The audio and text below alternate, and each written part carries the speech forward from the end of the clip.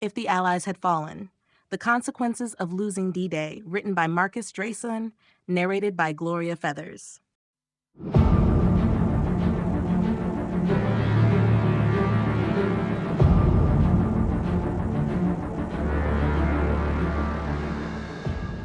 Chapter 1: The Fateful Decision. The success of D-Day was never inevitable. The invasion of Normandy was the most ambitious military operation of the war, requiring precise coordination, secrecy, and an extraordinary amount of luck. The Allies knew that failure would not just be a setback. It could mean the prolonged survival of Nazi Germany and a vastly different world order. Every decision leading up to June 6, 1944, carried immense weight as the fate of millions hung in the balance. For months, Allied planners debated the best approach for opening a Western front. The Soviets, engaged in brutal combat with German forces on the Eastern Front, pressured Britain and the United States to act quickly. Churchill, haunted by the disastrous Gallipoli campaign of World War I, feared the consequences of a premature landing. General Dwight D. Eisenhower, the supreme Allied commander, had to make the ultimate call: when and where to launch the largest amphibious invasion in history. The chosen location, Normandy, was a calculated risk. Pas-de-Calais, the closest point between Britain and France, seemed like the most obvious target, and the Germans heavily fortified it. By contrast, Normandy's beaches offered a less expected but still formidable challenge. Hitler's Atlantic Wall, a vast network of bunkers, mines, and obstacles, was designed to repel any invasion. The Germans had tens of thousands of troops stationed along the coast, and if they had guessed the true landing site, they could have crushed the invasion before it gained a foothold. Timing was critical. The invasion relied on a combination of moonlight, tides, and weather conditions. A storm in early June threatened to delay the operation indefinitely, but Eisenhower made the call to proceed on June 6, seizing a brief window of improved conditions. It was a gamble. Had the weather turned again, landing craft could have been swept away, paratroopers scattered, and supplies lost. If the Germans had mobilized their forces faster, the Allied troops could have been pushed back into the sea, suffering catastrophic losses. Another key decision was deception. The Allies launched Operation Fortitude, a massive disinformation campaign designed to convince Hitler that the real invasion would occur at Pas-de-Calais.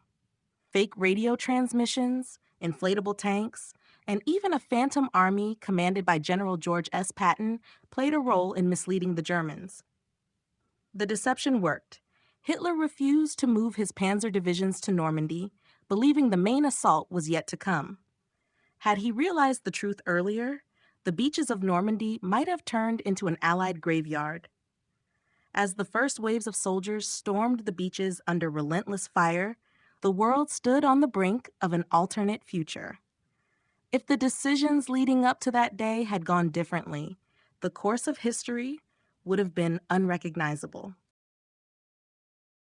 The high stakes of D-Day.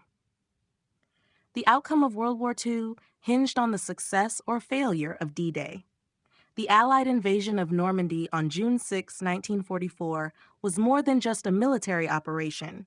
It was the turning point that would determine the fate of Nazi-occupied Europe. A successful landing meant the beginning of the end for Hitler's regime. But failure would have had catastrophic consequences, possibly extending the war for years or even altering its final outcome entirely. By 1944, Nazi Germany had spent years fortifying its hold on the continent. The Atlantic Wall, a series of coastal defenses stretching from Norway to France, was designed to repel any invasion. Hitler believed that if the Allies attempted a landing and failed, they would not get another chance. The Germans had already pushed the British off the continent at Dunkirk in 1940, and if history repeated itself, the psychological and strategic blow to the Allies could have been devastating. A failed invasion might have forced the United States and Britain to reconsider their European strategy, possibly delaying or even preventing the liberation of France.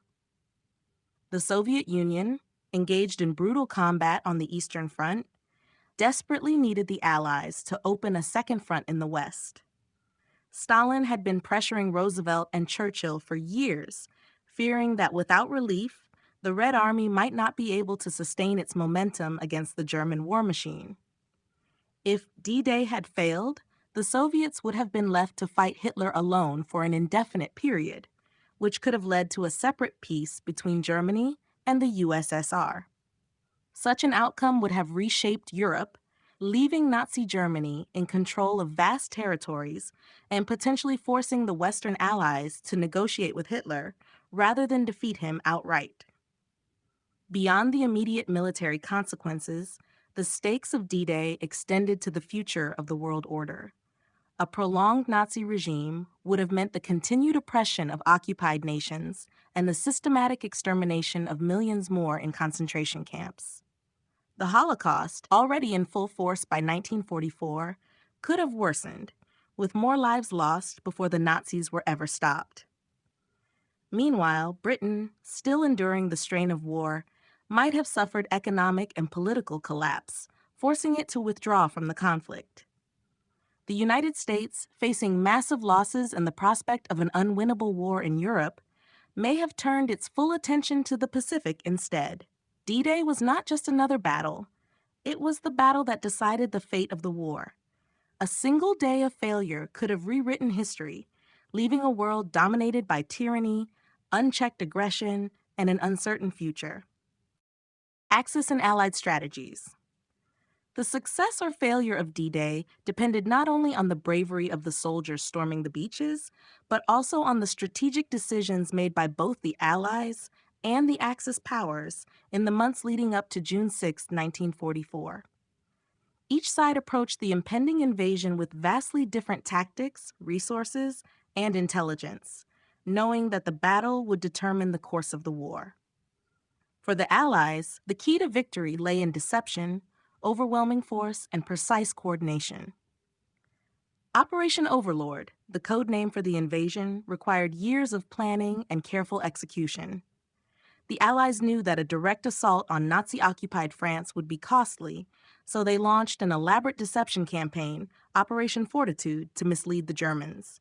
Fake radio transmissions, inflatable tanks, and even a fabricated army under General George S. Patton convinced Hitler that the invasion would take place at Pas-de-Calais, not Normandy. As a result, the Germans kept their strongest panzer divisions away from the actual landing site, delaying their ability to counterattack effectively. The Allies also relied on overwhelming air and naval superiority. In the weeks before D-Day, Allied bombers targeted German supply lines, communication hubs, and transportation routes, making it difficult for reinforcements to reach Normandy quickly.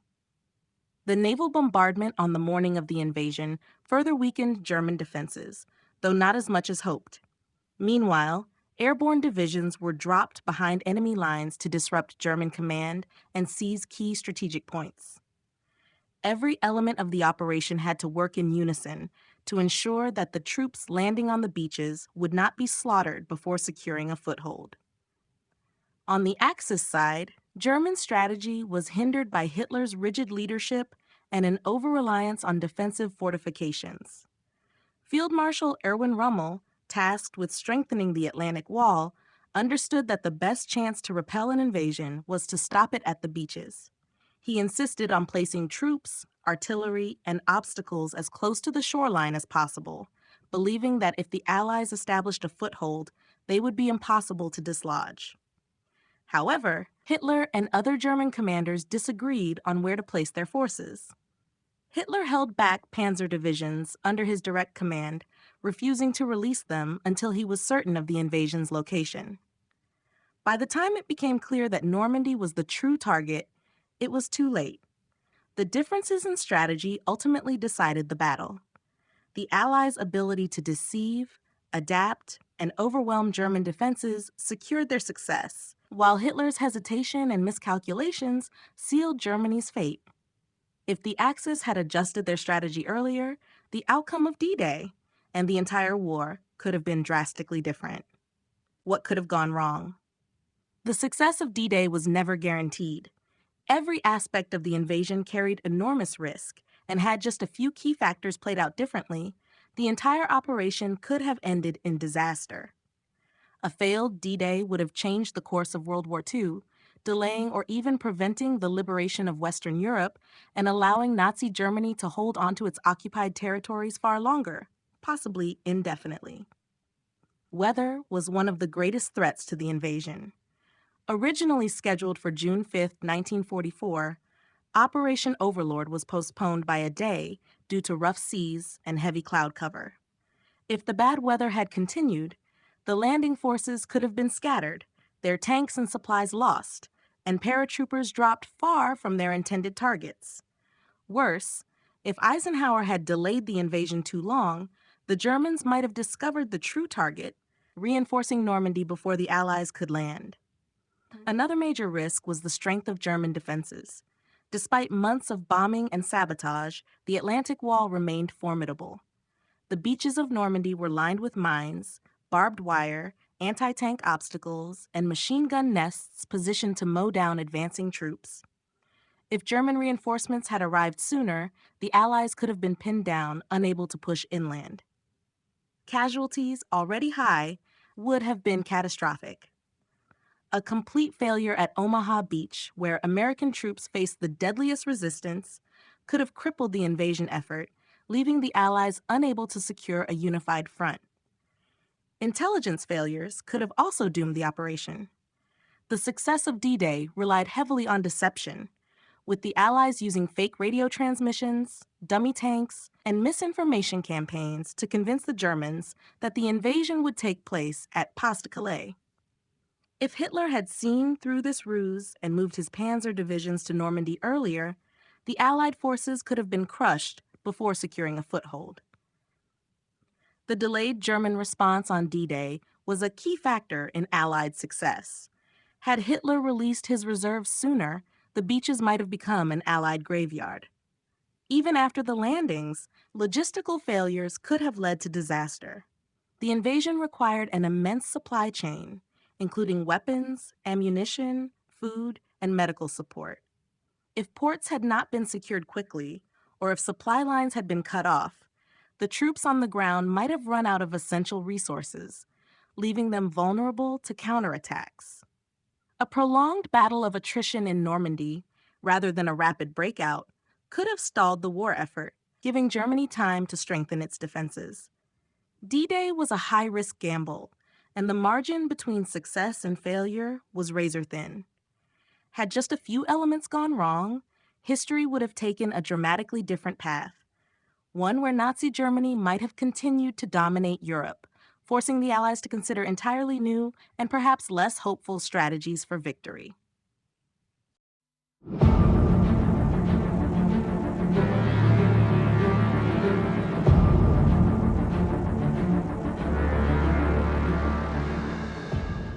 Chapter 2: The Collapse of the Western Front. If D-Day had failed, the consequences for the Western Allies would have been devastating. The invasion of Normandy was their best and possibly only chance to establish a foothold in Nazi-occupied Europe. Without it, the Western Front would have crumbled, leaving Hitler in firm control of France and much of the continent. The dream of liberating Western Europe would have faded, and the war's outcome would have taken a far darker turn. A failed invasion would have severely weakened the morale of Allied forces and their leaders. The losses at Normandy would have been catastrophic, with thousands of soldiers killed, captured, or stranded on the beaches under relentless German fire.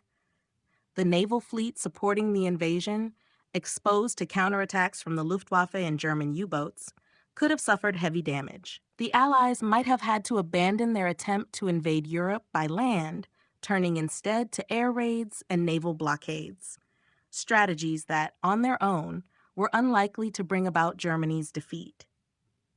With no Western Front to force Germany into a two-front war, Hitler could have redirected his full military strength to the Eastern Front. The Soviet Union, already bearing the brunt of the war against Germany, would have faced an even greater challenge. Without the pressure of an Allied invasion in the West, German forces could have reinforced their positions in Eastern Europe, possibly halting or even reversing Soviet advances. Stalin, realizing that he was fighting alone, might have been forced to consider a ceasefire or a separate peace with Germany, an outcome that would have fundamentally altered the balance of power in Europe.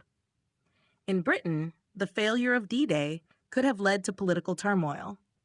Winston Churchill, already under immense pressure, might have faced a loss of confidence from his government and the British public. The possibility of Britain seeking a negotiated peace with Germany, though unlikely, could not have been entirely ruled out.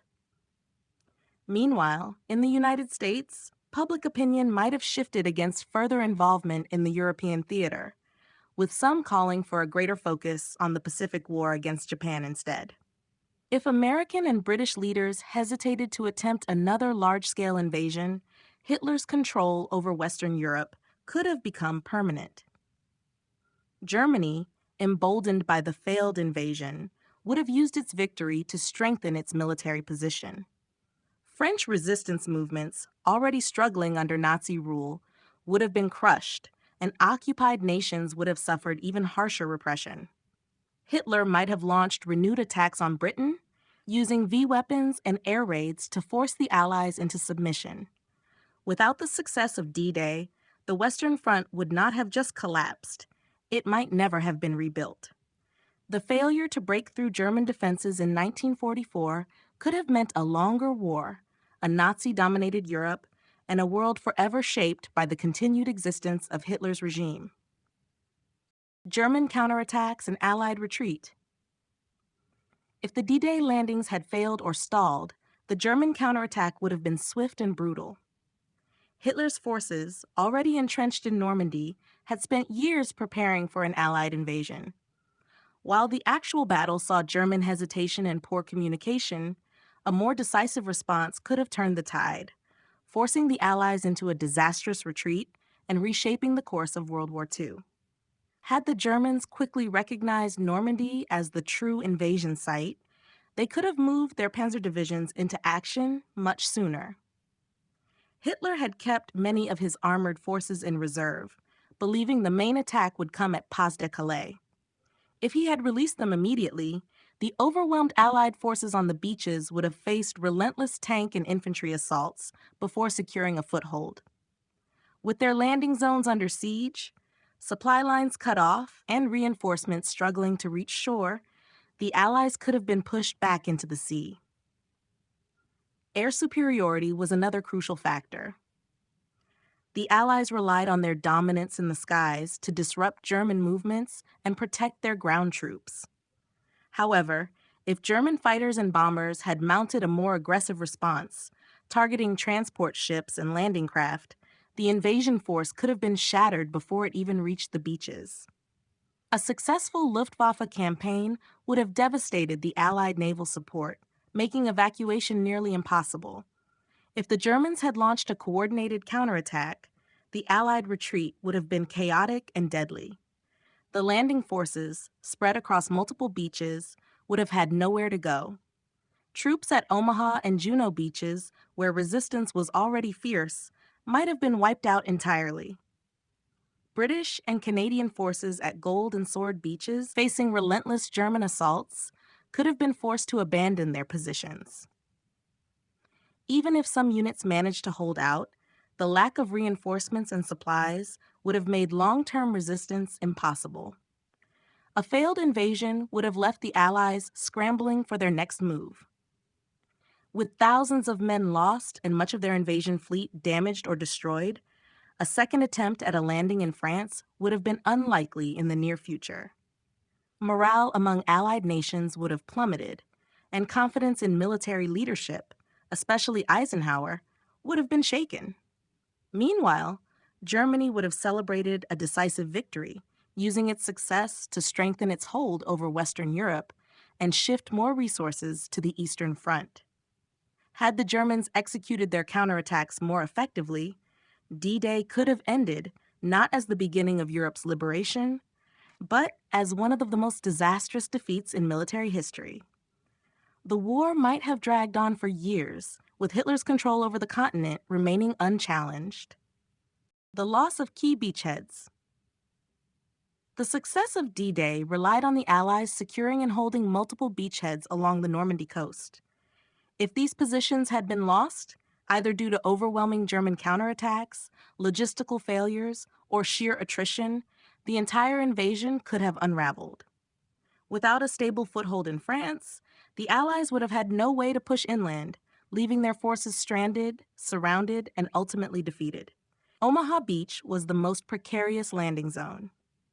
American forces faced intense German resistance, with heavily fortified bunkers, machine gun nests, and artillery positioned to cut down troops before they could reach cover. Had the Americans been unable to push forward, their forces might have been pinned down or annihilated. A failure at Omaha would have left a massive gap in the Allied invasion plan, isolating the adjacent beaches and making coordinated movements nearly impossible. Without Omaha, the landings at Utah Beach could have been cut off, trapping American forces with no escape. At Gold, Juno, and Sword Beaches, British and Canadian forces also faced well-entrenched German defenders. While they ultimately succeeded in securing their objectives, failure at any of these points would have meant a disjointed invasion with no ability to advance. If German reinforcements had arrived sooner, they could have exploited any weaknesses, cutting off Allied troops from each other and pushing them back into the sea. The destruction of even one or two of these landing zones would have given Germany the upper hand, allowing them to concentrate their forces on the remaining beachheads until none remained.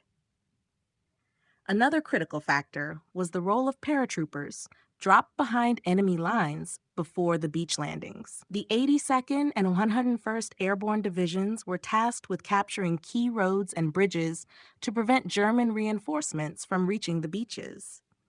If these forces had been overwhelmed or scattered too far from their objectives, the Germans could have mobilized more effectively, sending tanks and troops to crush the vulnerable Allied forces before they could establish defensive positions.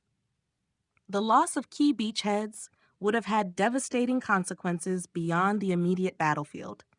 A full-scale retreat would have been nearly impossible, with thousands of troops stranded on hostile shores. The destruction of landing craft and supply ships would have left survivors with no means of escape.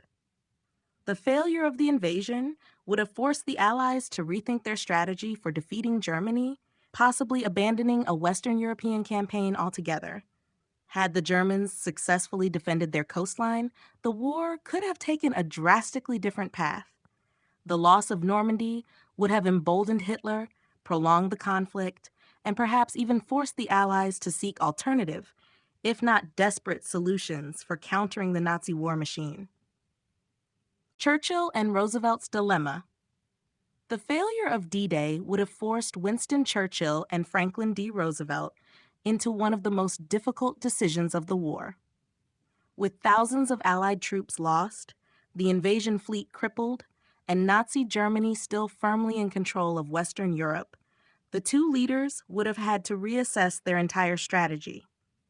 A second invasion attempt would have been nearly impossible in the short term, leaving them with limited and deeply troubling options. For Churchill, the loss of Normandy would have been a devastating blow. Britain had already endured years of war, with its cities bombed, its economy stretched thin, and its military resources depleted. Churchill had long feared that without an invasion, Nazi rule over Europe could become permanent. If the Western Front collapsed, Britain would have been left vulnerable to increased German attacks, including V-weapon strikes that could have devastated London and other major cities. The prospect of a German-dominated Europe would have only strengthened calls for a negotiated peace, a possibility Churchill had always vehemently opposed. However, with the war dragging on and no clear path forward, he might have faced growing pressure from within his own government to consider alternative solutions, even if they meant an uneasy truce with Hitler. Roosevelt's dilemma would have been just as complex. The United States had committed vast resources to the European theater, and the failure of D-Day would have placed his leadership under intense scrutiny. Public opinion in America, already divided over the war, might have shifted toward prioritizing the Pacific Front against Japan. With Japan still advancing in the Pacific and a long, bloody campaign looming, Roosevelt would have had to decide whether to continue pushing for a European invasion or to shift military focus entirely. The political fallout in the U.S. could have weakened support for the war effort, with some calling for negotiations rather than further costly invasions. The collapse of the Western Front would have also affected relations with the Soviet Union. Stalin had long demanded a second front to relieve pressure on the Eastern Front. If D-Day had failed, Stalin might have lost faith in the Allies, possibly even considering a separate peace with Germany. A Soviet-German truce, no matter how uneasy, would have allowed Hitler to focus all his forces on Britain and any remaining Allied positions. Roosevelt and Churchill would have faced an unthinkable reality: a Nazi-controlled Europe with no immediate way to challenge it. Ultimately, the failure of D-Day would have forced Churchill and Roosevelt into a grim choice: attempt another invasion with uncertain chances of success, shift entirely to air and naval campaigns, or face the prospect of negotiating with a victorious Hitler. None of these options would have guaranteed victory, and the war's future would have remained dangerously uncertain.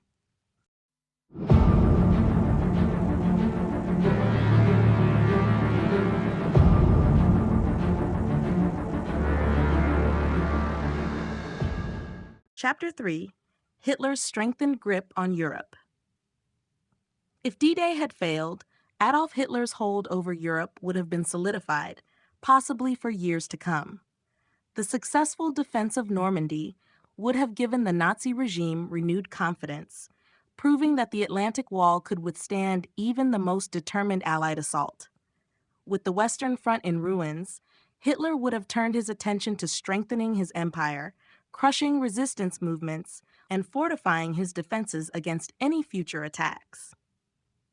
One of the most immediate consequences would have been the tightening of Nazi control over occupied nations. In France, the failed invasion would have been used as propaganda, portraying Germany as invincible and discouraging further resistance. The French resistance, which played a crucial role in sabotaging German supply lines and communication networks, would have been ruthlessly hunted down. Collaborators would have been emboldened, and any hopes of liberation from within would have faded. The same fate would have awaited resistance movements in Belgium, the Netherlands, and Denmark, as German forces redirected their focus toward eliminating internal threats. Politically, Hitler's position in Germany would have been stronger than ever.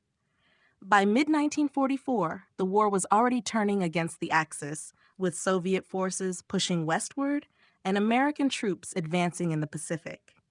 However, a crushing Allied defeat at Normandy would have allowed Hitler to rally his people, reinforcing the belief that Germany could still achieve victory.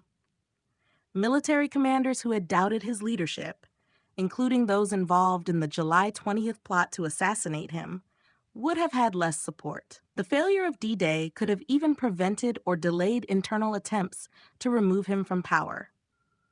The collapse of the Western Front would have also freed up German forces to reinforce the Eastern Front against the Soviet Union.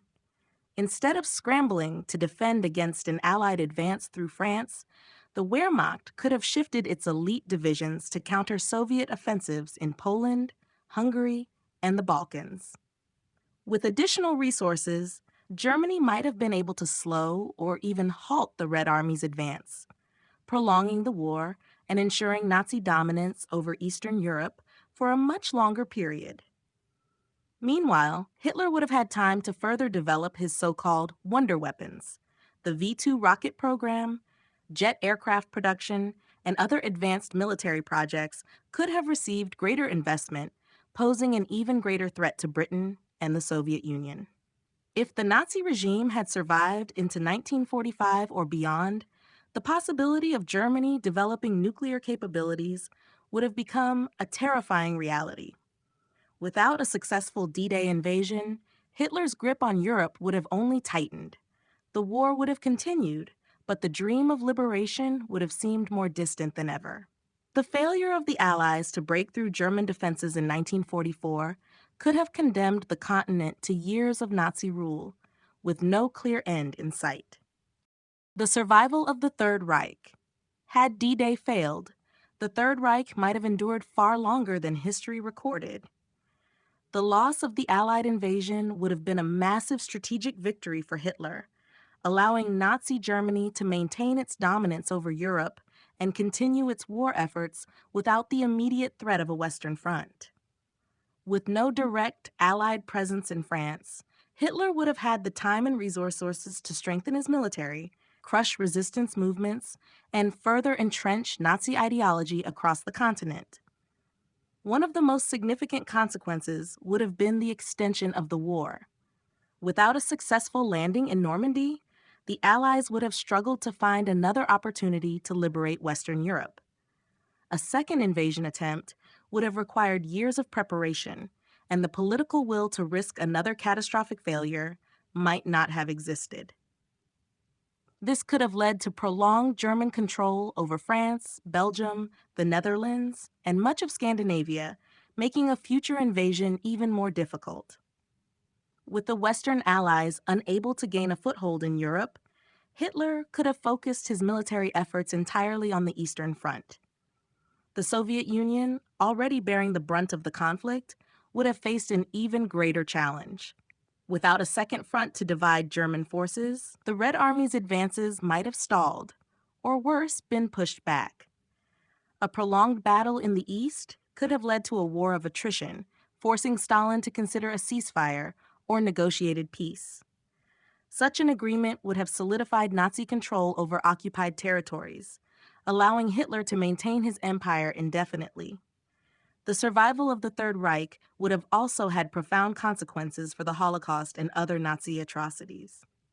Without the liberation of concentration camps by Allied forces in 1944 and 1945, the mass extermination of Jews, political prisoners, and other targeted groups would have continued unchecked. The final solution could have expanded further, with Hitler having more time and resources to implement his genocidal policies across even greater regions. Additionally, Nazi advancements in technology could have altered the balance of power in the war. The development of V-2 rockets, jet fighters, and other wonder weapons would have progressed without the disruption of an Allied invasion. If the Reich had been given more time, its pursuit of nuclear weapons could have reached a dangerous stage, potentially shifting the war's outcome in ways unimaginable. Without the success of D-Day, the Third Reich's survival might not have been a matter of months, but years. The failure to open a Western front could have allowed Hitler's empire to endure far longer, leaving Europe trapped under Nazi rule and forever altering the course of history. The fall of the French resistance. The failure of D-Day would have been a death sentence for the French resistance. The underground network of fighters, informants, and saboteurs had played a critical role in disrupting German operations in occupied France.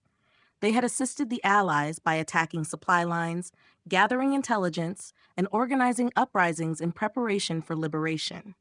However, without a successful invasion to capitalize on their efforts, the resistance would have been left vulnerable, isolated, and ultimately crushed by the full force of the Nazi war machine.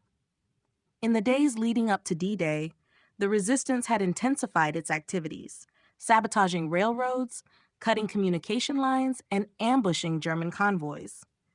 Had the landings failed, these acts of defiance would have been met with swift and brutal retaliation. The Gestapo and SS, already ruthless in their hunt for partisans, would have escalated their campaigns, rounding up thousands of suspected resistance members and their supporters. Entire villages suspected of aiding the resistance, such as Oradour-sur-Glane, which was historically massacred in 1944, could have faced systematic extermination. The failure of the Allied invasion would have also shattered morale. The resistance had fought for years under the belief that liberation was coming. A Nazi victory at Normandy would have convinced many that the war was unwinnable, leading to a collapse in recruitment and support. While some die-hard members might have continued the fight, many others would have been forced into hiding, abandoned their cause, or even surrendered in despair. Furthermore, the failed invasion would have emboldened Nazi collaborators within France. The Vichy regime, already complicit in Nazi policies, would have strengthened its grip, helping to root out remaining resistance cells. French citizens who had been hesitant to take sides might have chosen to align with the seemingly unstoppable German occupiers, further isolating those who continued to resist.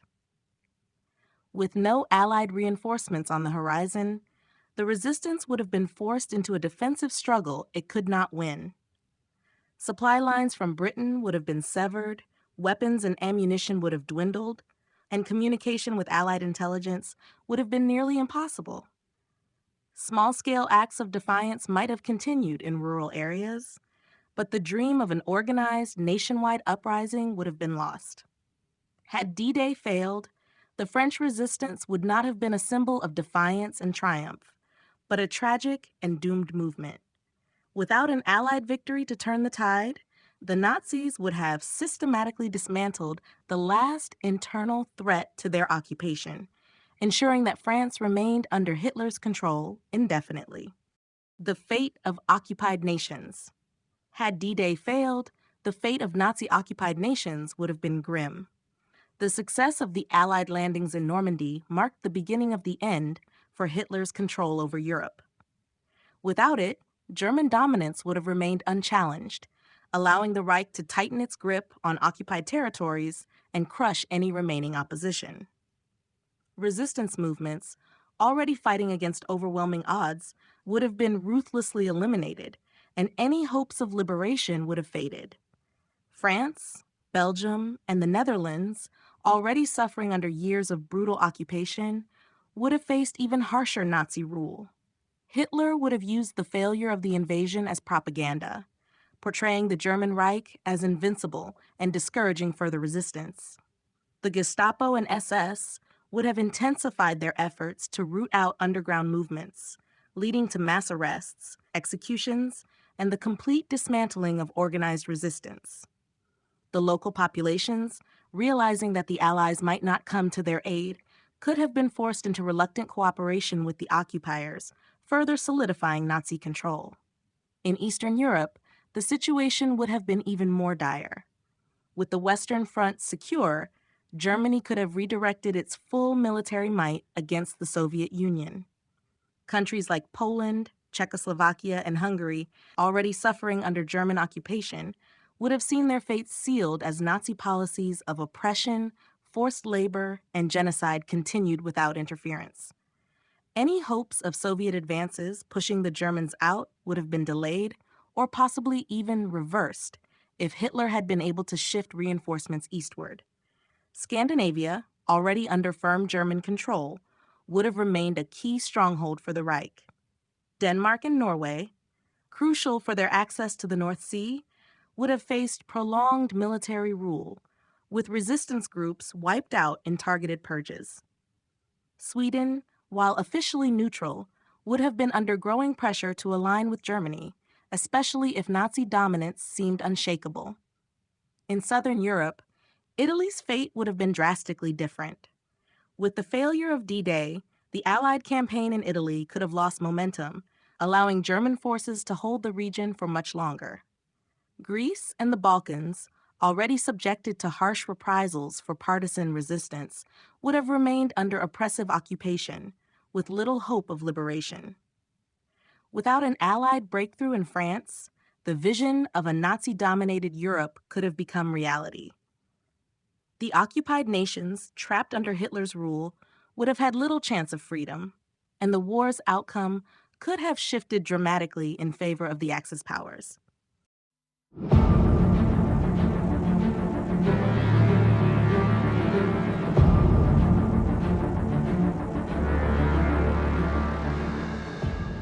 Chapter 4. The Soviet Union Stands Alone. Had D-Day failed, the Soviet Union would have been left to face Nazi Germany without the crucial pressure of a Western front.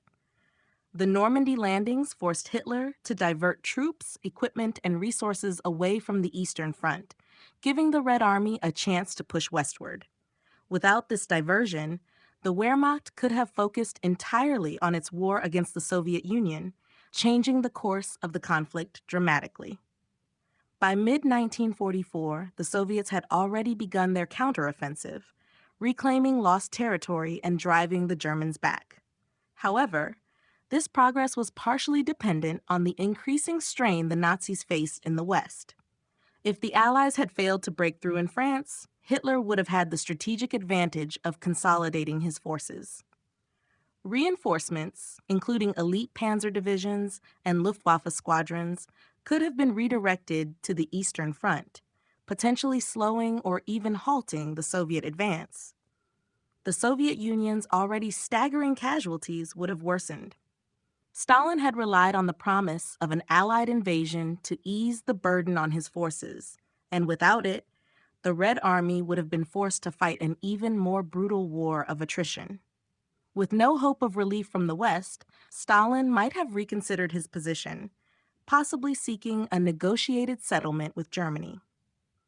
While this scenario seems unlikely given Stalin's determination, a prolonged and costly war with no clear end might have forced the Soviet leadership to consider desperate measures. The lack of a Western front would have also prolonged Nazi control over Eastern Europe. Poland, which historically saw Soviet forces advance in mid-1944, could have remained under German occupation for much longer. The same fate would have awaited Czechoslovakia, Hungary, and the Balkans. Without an advancing Red Army threatening their position, German forces could have strengthened their defensive lines, delaying Soviet progress indefinitely. The consequences of a Soviet Union standing alone would have extended beyond the battlefield. With no Western victory in sight, Allied morale might have crumbled, leading to political pressure in the United States and Britain to reconsider their strategies. In the worst-case scenario, a prolonged war could have weakened the alliance altogether, leaving the Soviet Union isolated not only militarily, but diplomatically as well. Had the Red Army been forced to fight on its own indefinitely, the war could have lasted years longer, with the possibility of an eventual German stalemate rather than an outright defeat. The failure of D-Day would not have just changed the balance of power. It could have given Hitler the time he needed to entrench his control and ensure that Nazi rule remained a terrifying fixture of Europe's future. Stalled Eastern Front. Had D-Day failed? The Eastern Front might have become a deadlock, trapping the Soviet Union in a prolonged and devastating struggle against Nazi Germany. The success of the Normandy invasion forced Hitler to divide his forces, but without that distraction, he could have focused all his military strength on halting the Soviet advance. This would have given the Wehrmacht a crucial opportunity to regain its footing and possibly even reverse some of its losses. By mid-1944, the Red Army was making significant progress, pushing westward after the victories at Stalingrad and Kursk. However, its momentum was largely dependent on the fact that Germany was fighting a multi-front war. Without an Allied invasion in the West, Hitler would have had the ability to transfer reinforcements, tanks, aircraft, and elite SS divisions to the Eastern Front, strengthening his defensive lines. The Soviet offensives into Ukraine, Belarus, and Poland would have slowed dramatically, possibly even grinding to a halt. A stalled Eastern Front would have had disastrous consequences for the Soviet war effort. The Red Army, already suffering immense casualties, would have faced even fiercer resistance. German forces could have fortified their positions, particularly along natural defensive barriers like rivers and mountains, making Soviet advances increasingly costly. Major cities such as Warsaw, Minsk, and Budapest, which historically fell to Soviet forces in 1944 and 1945, might have remained under Nazi control for far longer. The morale of Soviet troops and citizens would have been severely impacted. Stalin had counted on an Allied invasion to relieve pressure, and without it, the prolonged bloodshed could have weakened Soviet resolve. While surrender was unlikely, The sheer cost of an extended war might have forced Stalin to reconsider his strategies, potentially focusing on defense rather than aggressive expansion. This could have led to a war of attrition that stretched on for years, benefiting Hitler's long-term plans for a Nazi-dominated Europe. Politically, the lack of a breakthrough in the East might have caused friction within the Allied command. With no Western front to balance the fight, Stalin could have accused Britain and the US of abandoning the Soviet Union, further straining relations that were already tense. This could have altered the post-war landscape, preventing Soviet expansion into Eastern Europe, or conversely, making Stalin even more determined to secure new territory as compensation for his prolonged suffering. Had the Eastern Front stalled, the war could have dragged on indefinitely, allowing Nazi Germany to hold on to power far longer than it did. Without an Allied invasion in the West, Hitler might have been able to stabilize his empire, turning the war into a prolonged, grinding conflict that left Europe divided and uncertain about its future. The battle for Moscow and Stalingrad revisited. Had D-Day failed, the consequences for the Eastern Front would have been far-reaching, and two of the most significant battles, Moscow and Stalingrad, would have taken on even greater importance. The Soviet Union had already endured heavy losses during these pivotal battles, which marked the turning point of the war in the East. But without the diversion caused by the Allied invasion in the West, Nazi Germany could have focused all its attention on the Soviet Union, potentially revisiting and altering the outcomes of these crucial engagements. The Battle for Moscow, fought from October 1941 to January 1942, marked the first major defeat for the German army on the Eastern Front. The Wehrmacht had reached the outskirts of the Soviet capital, but the Soviets, aided by the onset of winter and the resilience of their forces, managed to halt the German advance. If the Western Allies had not been able to open a second front in Normandy, Germany would have been able to reallocate resources to reinforce their eastern push. This could have allowed for a renewed offensive on Moscow, potentially overwhelming the exhausted Soviet defenders and capturing the city. If the Nazis had succeeded in taking Moscow, it would have been a devastating blow to the Soviet Union, both strategically and symbolically. The capture of the capital could have destabilized Soviet command and control, creating an even more difficult situation for the Red Army. Similarly, the Battle of Stalingrad, fought between August 1942 and February 1943, was a catastrophic turning point for Nazi Germany. The defeat of the German Sixth Army was not only a crushing blow to Hitler's ambitions, but also a decisive victory for the Soviets, marking the beginning of their westward push. However, if D-Day had failed, the Nazis would have had the opportunity to reassert themselves in the South, perhaps even sending reinforcements to Stalingrad. The Germans could have used their strategic resources to force a German victory, altering the course of the entire war. The continued control of Stalingrad by the Germans would have allowed the Nazis to solidify their hold on the Caucasus and its vital oil fields, prolonging the war in the East and denying the Soviets the resources they desperately needed to fuel their military machine. In both battles, had Germany succeeded in taking Moscow and Stalingrad, it would have drastically altered the balance of power in Europe. The Soviet Union would have faced a dire situation, with fewer resources and strategic options. Hitler's dream of a Greater Reich would have been closer to realization, extending the war and the suffering of millions.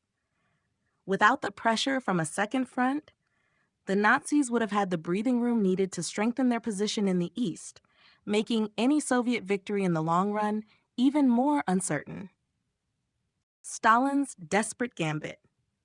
If D-Day had failed, the Soviet Union would have found itself in an increasingly dire situation, and Joseph Stalin, faced with mounting pressure, might have resorted to increasingly desperate measures.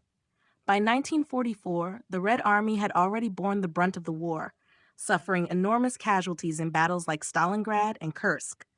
Stalin had counted on the opening of a second front in the West to relieve some of the pressure, But without it, the Soviet leaders' options would have become more limited and fraught with peril.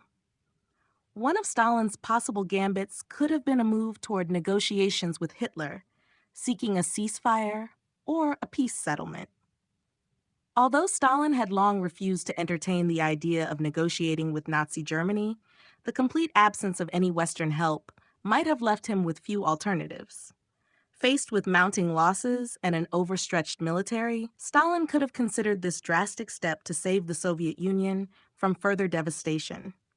Such a negotiation, however, would have been highly complex, as Hitler had no intention of compromising and saw the Soviet Union as an ideological enemy to be eradicated. The collapse of a unified Allied front would also have made it harder for the Soviets to hold their ground alone. The possibility of a temporary peace agreement might have allowed Germany to concentrate its forces fully on the east, potentially delaying the Soviet defeat, but increasing the suffering and occupation of more Soviet territory. Another desperate strategy might have involved greater reliance on scorched earth tactics already employed by the Soviets during earlier stages of the war. Stalin could have resorted to even more extreme measures to slow the German advance. This would include systematically destroying infrastructure, killing livestock, and burning crops to prevent the Germans from using resources on Soviet soil. Such tactics, however, were double-edged.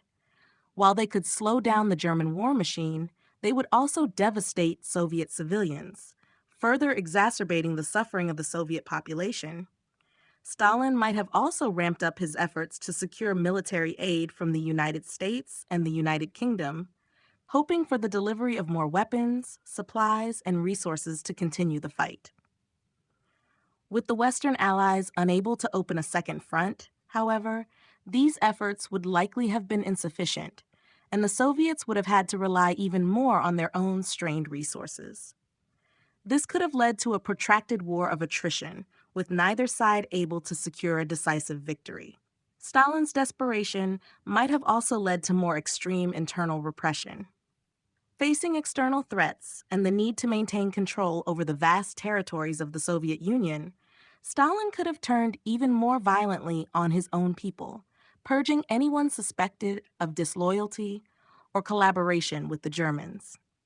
The lack of a successful Western invasion would have meant that Stalin's paranoid and ruthless methods of control would have been his only means of preserving the Soviet state.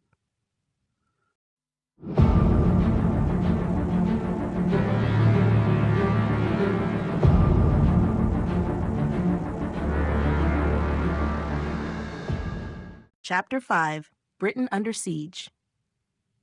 Had D-Day failed, Britain would have faced the real prospect of being isolated and under siege. The success of the Normandy invasion had a significant impact on both the strategic and psychological elements of the war, giving the Allies a foothold in Western Europe. Without this, Britain could have found itself once again fighting a desperate battle to defend its shores, much like it had in the early years of the war. The failure of Operation Overlord would have removed the hope of a quick resolution and forced Britain to continue a war of attrition against a more powerful and secure Nazi regime. The German military, having consolidated its hold on the Western Front, would likely have turned its attention back to Britain with renewed vigor. The Luftwaffe, which had bombed British cities during the Blitz in 1940-41, would have resumed its campaign with more advanced technology and better coordination. The V-1 and V-2 rockets, which were being developed to target London and other British cities, would likely have been deployed in greater numbers. These attacks, aimed at both civilian morale and military infrastructure, would have escalated, putting immense pressure on Britain's ability to maintain its war effort. Without the diversion created by the Allied landings in France, the Germans would have also intensified their efforts to mount a direct invasion of Britain. Operation Sea Lion, the German plan to invade Britain, had been postponed in 1940 due to the failure of the Luftwaffe to gain air superiority. But had Britain's position been weakened further by a continued German foothold in Western Europe, the Nazis might have renewed their plans. The German forces, having secured their western borders, would have been able to gather resources and manpower to launch a more formidable amphibious assault on British soil. In addition to the military threat, Britain's strategic situation would have grown more precarious. With no relief from the Western Allies on the continent, Britain's supply lines would have been stretched thin. The United Kingdom relied heavily on supplies from the United States, but with the U.S. also focused on the Pacific War and limited in its ability to aid Britain, shortages in food, fuel, and ammunition could have led to dire conditions. The country might have faced rationing, mass blackouts, and severe industrial disruptions as the war stretched on with no clear end in sight. The failure of D-Day would have made Britain's survival in the war increasingly uncertain. Its leaders, including Winston Churchill, would have faced the grim reality that, without a successful Allied invasion in the West, the possibility of Nazi domination in Europe was still very much alive. Britain would have had to continue its lone struggle, relying on its resilience, defiance, and continued support from the United States to keep the flame of resistance alive. But without the promise of a second front, the cost of this battle would have been immeasurably higher. The failure of Operation Overlord's backup plans. If D-Day had failed, the failure of Operation Overlord's backup plans would have been catastrophic for the Allied war effort. Operation Overlord, the code name for the Normandy invasion, was one of the most ambitious and heavily planned military operations in history. However, it was not a single, monolithic plan. The success of the invasion relied on multiple contingency plans that could be activated in case of failure or unexpected setbacks. If the Allied forces had been repelled from the beaches or forced to retreat, these backup plans would have been critical in determining how the Allies could regroup and continue the fight. One of the key backup strategies was the option for a continued amphibious assault at different landing sites, which would have seen more forces deployed across different parts of the French coastline. However, without the success of the initial landings, these backup landings would have been compromised. For one, the Germans would have quickly been able to reinforce their defenses and strengthen their hold on the occupied territories. The Allies would have faced an increasingly fortified coastline, with the possibility of a failed invasion leading to a quick collapse in morale and a loss of momentum. Moreover, air superiority, which was vital to the success of Operation Overlord, would have been jeopardized. The Allies had committed significant air assets to the landings, but in the event of failure, these air units could have been forced to shift focus to cover retreating forces or resist growing German air superiority. This would have left the land forces vulnerable to German counterattacks, especially by the Luftwaffe, which would have had a free hand to strike at weakened positions. Without the element of surprise or established air dominance, the Allies would have been forced into a protracted air and ground battle, which could have stretched their resources thin. The logistical plans to supply and reinforce the invasion forces would have also been disrupted. The Allies depended on the rapid establishment of ports, airfields, and supply lines to bring in additional troops, tanks, and equipment. Failure of the initial landings would have meant that this critical supply chain would be delayed or even entirely severed, leaving the Allies in a vulnerable position. With little in the way of reserves, they would have struggled to mount an effective counteroffensive. In the wake of a failed Operation Overlord, the Allies' ability to reorganize and mount a successful invasion elsewhere in Europe would have been severely hampered.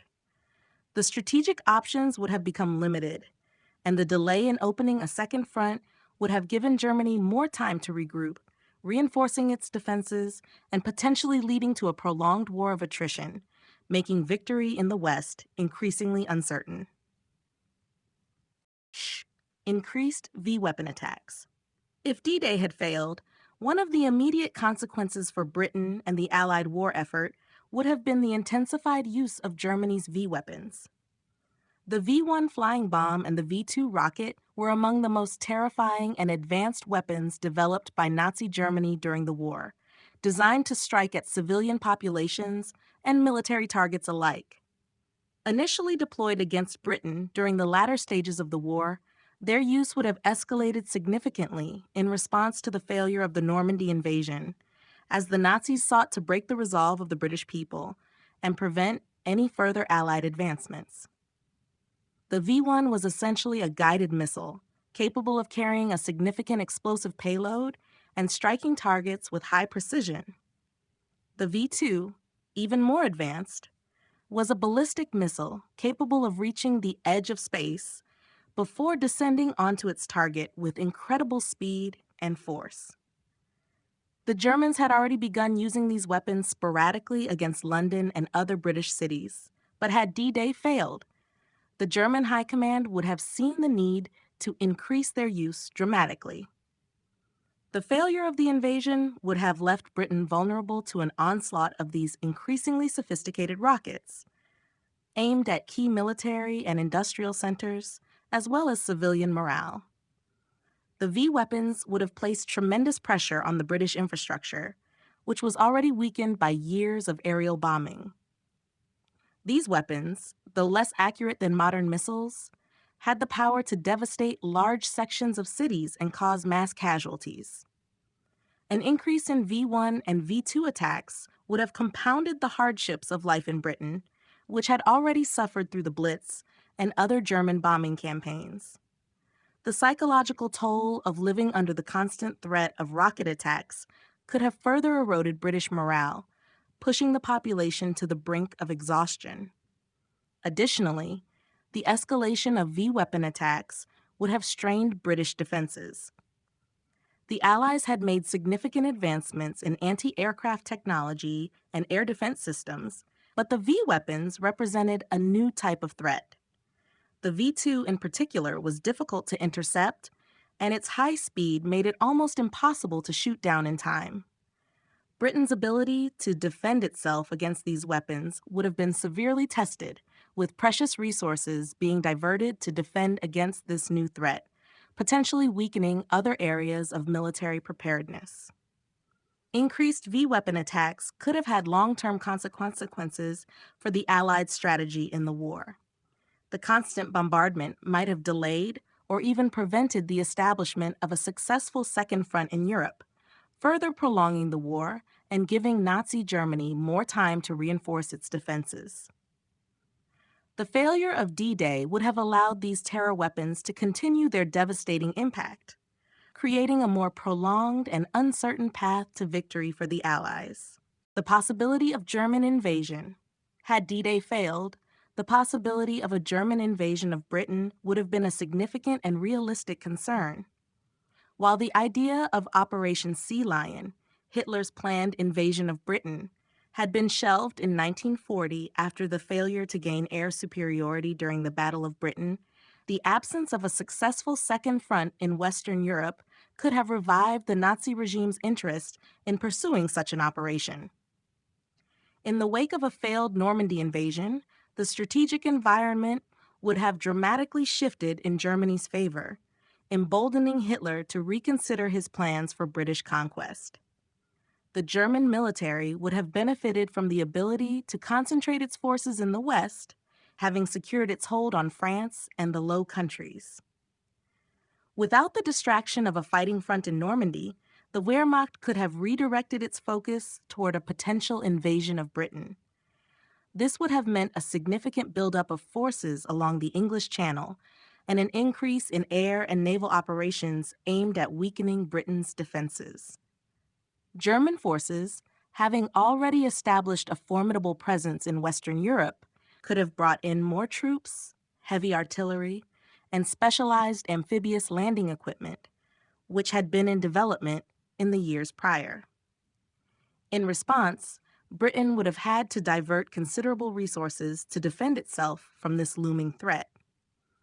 Despite the success of Britain's defenses during the Blitz, the prospect of a full-scale German invasion would have required the construction of additional fortifications along the southern coast, preparation of anti-invasion weaponry, and the mobilization of more troops. The British Navy, which was already stretched thin by the ongoing war, would have had to bolster its efforts to prevent a successful amphibious landing. The Luftwaffe, with increased resources from the successful defense of Western Europe, could have intensified bombing raids against British ports, airfields, and military sites in an attempt to neutralize Britain's ability to mount a credible defense. However, the Germans faced significant challenges in mounting a successful invasion of Britain. The English Channel, while relatively narrow, would still have presented a formidable obstacle for any German invasion force. The logistical challenges involved in crossing the channel, securing a beachhead, and maintaining supply lines would have been immense. Moreover, the Royal Air Force, though weakened, would still have been a formidable opponent, and Britain's naval superiority could have made a German invasion extremely costly and difficult to carry out. Even with a failed D-Day, it is possible that the Germans would have been unable to completely overcome these challenges. But the threat of invasion would have had a chilling effect on Britain's morale and its ability to contribute effectively to the Allied war effort in the months and years to come.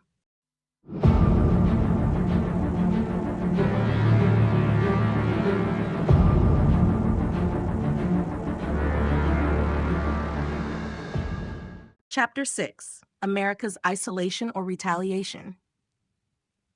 Had D-Day failed, the consequences for the United States' role in the war would have been profound. The U.S. had already committed to the fight in Europe and the Pacific, but the failure of Operation Overlord would have forced American leaders to reassess their strategy and involvement in the war, particularly in Europe.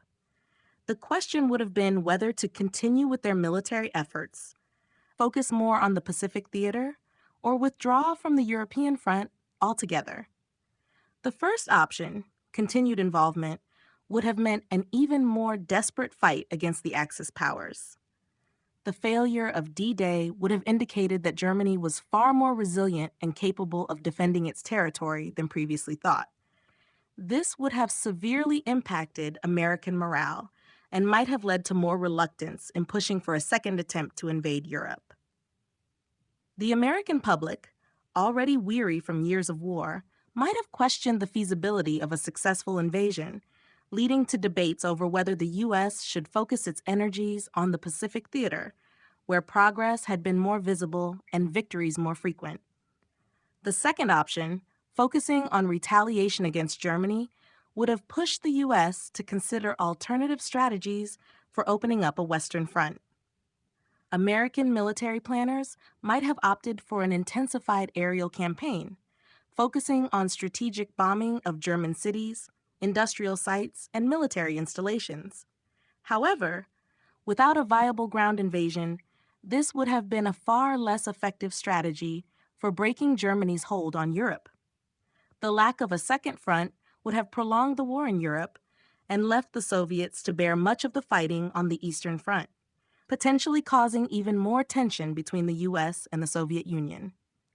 Alternatively, the U.S. could have reconsidered its policy of Europe first and shifted its focus primarily to the Pacific. With Japan expanding its territory and the threat to U.S. interests in the Pacific growing, the failure of D-Day might have pushed America to allocate more resources to the Pacific front. This shift would have delayed any significant action in Europe, giving Germany more time to fortify its positions and potentially expanding the war in ways that would have made a coordinated Allied victory more difficult. The failure of D-Day would have forced the United States to weigh the consequences of isolation from European affairs versus retaliation against an emboldened Germany. The ultimate choice would have had a lasting impact on the war's trajectory, shaping not only military strategies, but also the political future of the United States and its relationship with the rest of the world. Public and political reactions in the U.S. The failure of D-Day would have sent shockwaves through the United States, both in terms of public reaction and political ramifications. Americans had been invested in the success of Operation Overlord, and the failure of such a high-stakes operation would have caused widespread disillusionment and uncertainty about the future of the war in Europe. The public reaction in the U.S. would have been a mix of shock, disbelief, and fear. For many Americans, the success of the Normandy landings had represented the beginning of the end for Nazi Germany. News of the failure would have disrupted this sense of optimism and forced many to confront the reality that victory was far from assured. For families who had sent loved ones to fight in Europe, the news would have been especially devastating, as it suggested that not only had the Allies failed to establish a foothold on the continent, but they might also face a prolonged and uncertain conflict. The political reaction in Washington would have been equally intense. President Franklin D. Roosevelt's leadership would have been called into question, as his vision of a rapid Allied advance into Western Europe hinged on the success of D-Day.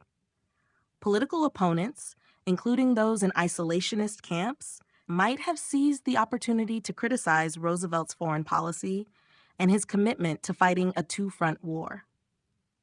Some factions of the American public had been increasingly wary of U.S. involvement in European affairs, and the failure of D-Day could have emboldened these voices, pushing for a more focused American effort in the Pacific and a reduced commitment to the European front. In contrast, those who believed in the necessity of defeating Hitler would have rallied behind the need for a renewed commitment to the European theater. Political leaders and military officials might have argued for a revised strategy, even if that meant a delayed invasion or a shift in tactics, such as greater reliance on bombing campaigns or the opening of a different front. Some would have pointed to the Soviet Union's efforts on the Eastern Front as a reminder that the Axis powers were not invincible, despite the setback in Normandy. Ultimately, the failure of D-Day would have put immense pressure on American leadership to respond decisively, both on the battlefield and at home. The national mood would have shifted from wartime optimism to a more somber and cautious outlook, as Americans grappled with the harsh realities of a protracted war and the uncertainty of the path forward. The Pacific Theater's impact. The failure of D-Day would have had far-reaching consequences not only for the European theater of World War II, but also for the Pacific conflict.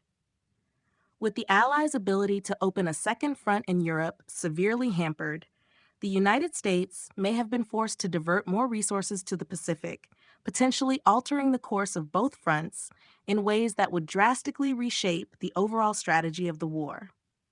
At the outset of the war, the United States had already been heavily engaged in the Pacific after the attack on Pearl Harbor in 1941. The U.S. Navy and Marines had been pushing back the Japanese in key battles such as Midway and Guadalcanal, but the failure of D-Day would have accelerated American focus on the Pacific. The failure to establish a foothold in Western Europe would have given Japan more time to solidify its control over the Pacific region and expand its territory, further undermining U.S. objectives in the region.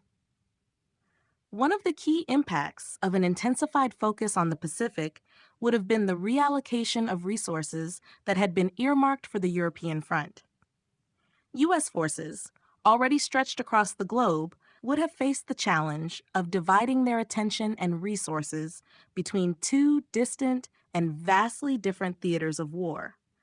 With an Allied defeat in Normandy, the military priority would likely have shifted toward preventing further Japanese expansion, which would have required even more troops, naval vessels, and aircraft to combat Japan's growing influence in the Pacific. Additionally, more industrial production would have been funneled into the Pacific War effort, affecting the types of materials and supplies available for Europe. The impact of an extended Pacific War would have been profound for both sides. Japan, emboldened by the failure of D-Day and the increased focus of U.S. forces on its own front, might have intensified its campaigns in China, Southeast Asia, and the Pacific Islands. In turn, the U.S. would have been forced to delay plans for retaking territories in the Pacific and put greater emphasis on defending its own interests and pushing back Japan's military advances. For the American public, the failure of D-Day and the resultant shift in focus toward the Pacific would have meant an even longer and bloodier conflict. The United States would have been forced to fight a two-front war for a longer period of time, leading to more casualties, longer rations, and a strained economy. Ultimately, the Pacific Theater's impact would have intensified the war's duration, making any post-war reconstruction even more complex and uncertain for both the Allies and Axis powers. Weighing a second invasion attempt. After the failure of D-Day, the prospect of a second invasion attempt would have been at the forefront of military planning and political decision-making. The Allies would have faced the difficult task of determining whether another large-scale assault on German-occupied France was feasible or if alternative strategies should be pursued. The loss of the Normandy landings would have cast doubt on the possibility of repeating such an operation successfully, leading to intense debate among military leaders, politicians, and the public. One of the first challenges in considering a second invasion would have been the reallocation of resources. The failed landings would have exhausted a significant portion of the Allies' manpower, material, and equipment. As the Allies regrouped, they would have faced the question of whether they could mount another invasion with their diminished forces. The Germans, emboldened by their victory, would have had time to fortify their positions along the coast, making any future invasion far more difficult. Additionally, the failure of D-Day would have caused morale to plummet, raising the risk of further resistance from both soldiers and civilians in the face of another potentially disastrous operation. In the absence of a successful Western Front, the Soviets would have continued to bear the brunt of the fighting on the Eastern Front. While the U.S. might have considered a second invasion attempt, political and military realities would have influenced the decision. With Germany's forces heavily entrenched in France, the U.S. could have reconsidered its earlier strategy of focusing on Europe first and shifted more focus to the Pacific. However, President Roosevelt and his administration, facing mounting pressure to reopen a second front, would likely have been determined to persist in an invasion of Europe, recognizing the long-term importance of defeating Nazi Germany. The ultimate question of whether a second invasion would be viable would also depend on the political will and public support for a renewed effort. American political leaders would have to contend with a growing sentiment of fatigue and disillusionment after the failure of the initial assault. With resources stretched thin and the cost of war continuing to rise, the decision to pursue another invasion would have been fraught with uncertainty. In the end, military leaders might have explored alternative options, such as a different strategy for opening a Western front, including relying on air and naval superiority to weaken Germany's defenses, before attempting another full-scale ground invasion. A second invasion would have been a monumental gamble, and its success would have depended not only on military strategy, but also on the determination of Allied forces to push forward in the face of overwhelming setbacks.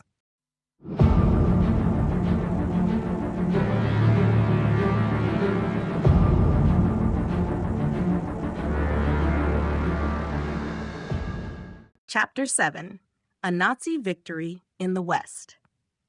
A Nazi victory in the West would have been a seismic shift in the trajectory of World War II. Had the Allies failed in Normandy, the war in Europe could have entered a prolonged and dangerous phase, with Germany consolidating its control over much of Western Europe. The implications of this victory for both the Axis and the Allies would have been devastating and far-reaching, shaping the post-war world in ways that were hard to predict. First and foremost, a Nazi victory in the West would have cemented Adolf Hitler's vision of a greater German empire stretching from the Atlantic to the borders of the Soviet Union. The failure of D-Day would have meant the continued occupation of France, Belgium, and the Netherlands, along with the strategic loss of key port cities along the English Channel. The Germans could have reinforced their positions and launched counterattacks against the exhausted and demoralized Allied forces. Hitler's grip on Western Europe would have been further solidified, and the prospect of liberating these territories would have seemed increasingly remote. With Western Europe under German control, the Nazis would have had greater access to vital resources, including industrial production, oil, and agricultural output. The German war machine would have been bolstered by these resources, allowing them to sustain their efforts in Europe and potentially even shift more focus to the Eastern Front against the Soviet Union. Moreover, the presence of Nazi-occupied Europe would have allowed Hitler to strengthen his ties with Italy and other Axis partners, reinforcing the collaborative military efforts that would threaten the Allies' position. For the Allies, a Nazi victory in the West would have been a strategic blow to their hopes of ending the war in Europe quickly. The US and Britain would have been forced to reconsider their strategy, potentially focusing more on supporting the Soviet Union on the Eastern Front. With the Western Front closed, the Allies would have been left with fewer options for launching a successful attack on Germany, and would have had to rely on air raids and naval blockades to weaken German forces. However, without the successful D-Day landings, the Allied effort in Europe would have been relegated to a much slower and less effective campaign. The psychological toll of a Nazi victory in the West would have been profound. It could have emboldened other Axis powers, such as Japan, and undermined the resolve of the Allied home front. The failure to open a second front could have sparked political upheaval, especially in the United States, where public opinion might have turned against continued engagement in the European theater. The war would have dragged on, perhaps for years, altering the outcome of the conflict and the post-war world order. The consequences of a ceasefire or negotiation. If the Allies had been forced to accept a ceasefire or pursue negotiations following a failed D-Day, the consequences for the war and the post-war world would have been profound. The prospect of an armistice or peace talks with Nazi Germany would have drastically altered the strategic, political, and moral landscape of the conflict, creating a series of unintended ripple effects that would shape history for decades to come. First, the immediate military consequences of a ceasefire would have meant that the Western Front would remain firmly under Nazi control. Germany would have had the time to reinforce its defenses along the Atlantic Wall and prepare for any future attempts at invasion. With no Allied presence in France, the Nazi regime would have been able to focus its military efforts on the Soviet Union and ensure the continued occupation of large swaths of Europe. The Red Army's advances would have been slowed, and the Eastern Front would have become even more critical as both sides sought to gain an upper hand. A negotiated peace, especially one in which the Allies sought to preserve some form of détente with Nazi Germany, could have resulted in a much more stable Nazi-controlled Europe. If the terms of the ceasefire allowed Hitler to maintain control over France, Belgium, and other occupied nations, the Germans would have been able to consolidate their power and solidify their ideological goals. The Nazis could have imposed even harsher measures on occupied populations, intensifying their exploitation of resources, labor, and the persecution of Jews and other marginalized groups. On the political front, a ceasefire would have had significant repercussions for the Allies' relationship with the Soviet Union. Stalin's commitment to defeating Hitler would have made any peace talks between the Western powers and Germany a deeply contentious issue. The Soviets had already borne the brunt of the war in Europe, and any sign of Western appeasement would have caused diplomatic rifts between the US and the USSR. This could have led to an even earlier division of Europe, with the Soviet Union and Germany effectively carving up the continent between them, setting the stage for a Cold War-like atmosphere far sooner than anticipated. From a moral standpoint, a ceasefire or negotiation with Nazi Germany would have been seen by many as a betrayal of the millions who had already died fighting fascism. The continued suffering of the civilian population in occupied territories, the fate of the Jewish people, and the brutality of the Nazi regime would have made any form of negotiated settlement appear deeply unjust. The repercussions of such a decision would likely have led to widespread public outrage, particularly in the US and the United Kingdom, where the commitment to defeating fascism was a driving force behind the war effort. In essence, the consequences of a ceasefire or negotiation would have been catastrophic, prolonging the war, consolidating Nazi power, deepening divisions between the Allies, and potentially leading to a very different and darker post-war world. German control over the Atlantic. If Nazi Germany had succeeded in maintaining its control over Western Europe, including France and the crucial Atlantic coastline, the consequences for the war and global balance of power would have been far-reaching.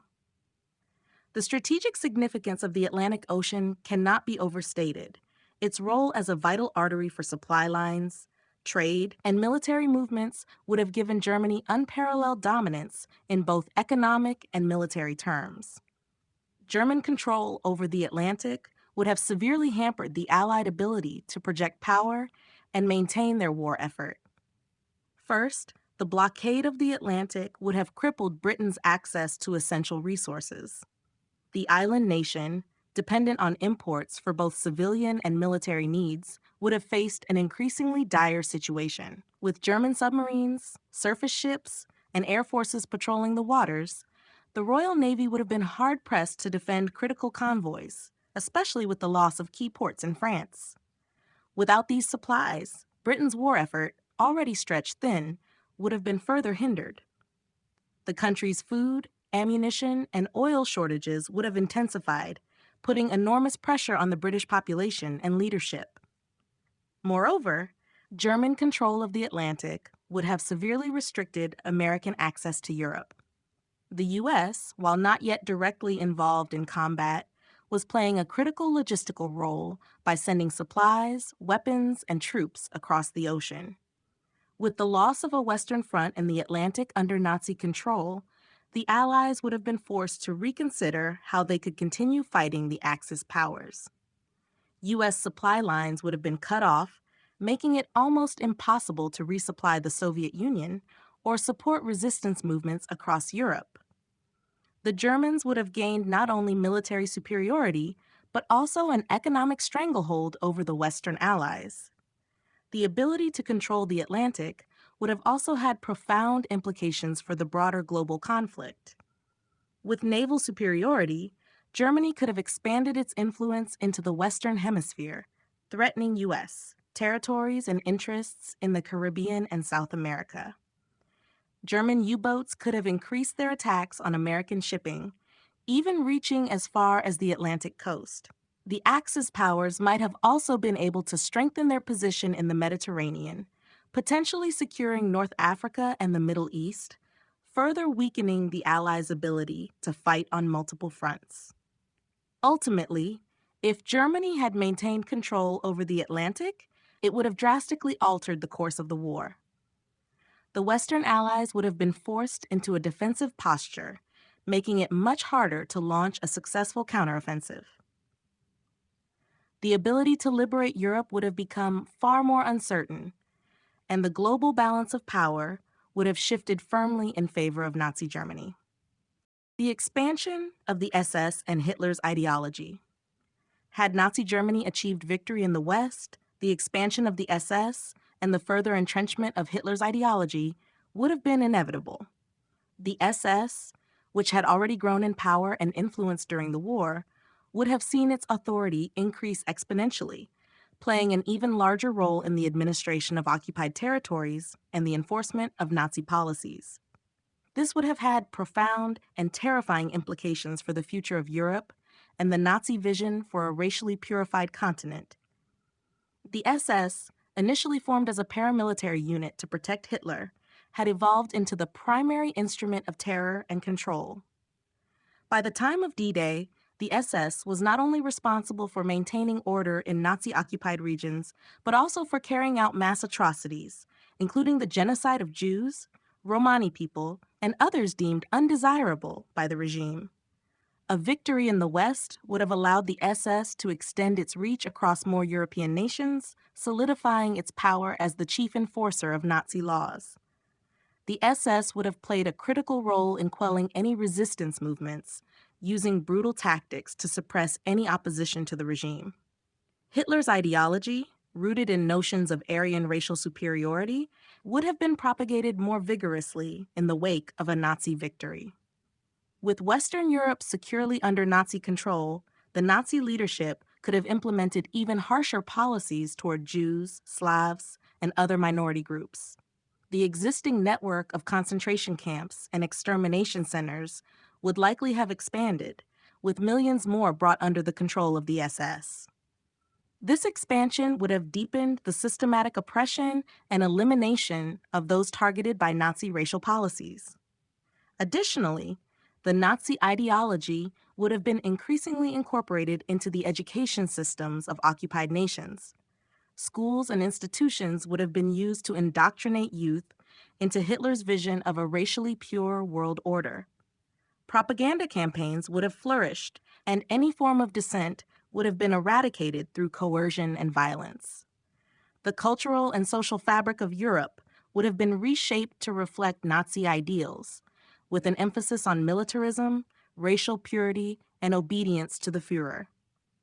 On a broader scale, a Nazi victory in the West would have given Hitler the breathing room to continue his war against the Soviet Union. The expansion of the SS and its tightening grip on Europe would have also set the stage for even more extreme forms of racial and political control, creating a Europe that was not only occupied, but entirely transformed by Nazi ideology. The implications of this shift would have resonated long after the war, as the Nazi regime would have left an indelible mark on the history of Europe and the world.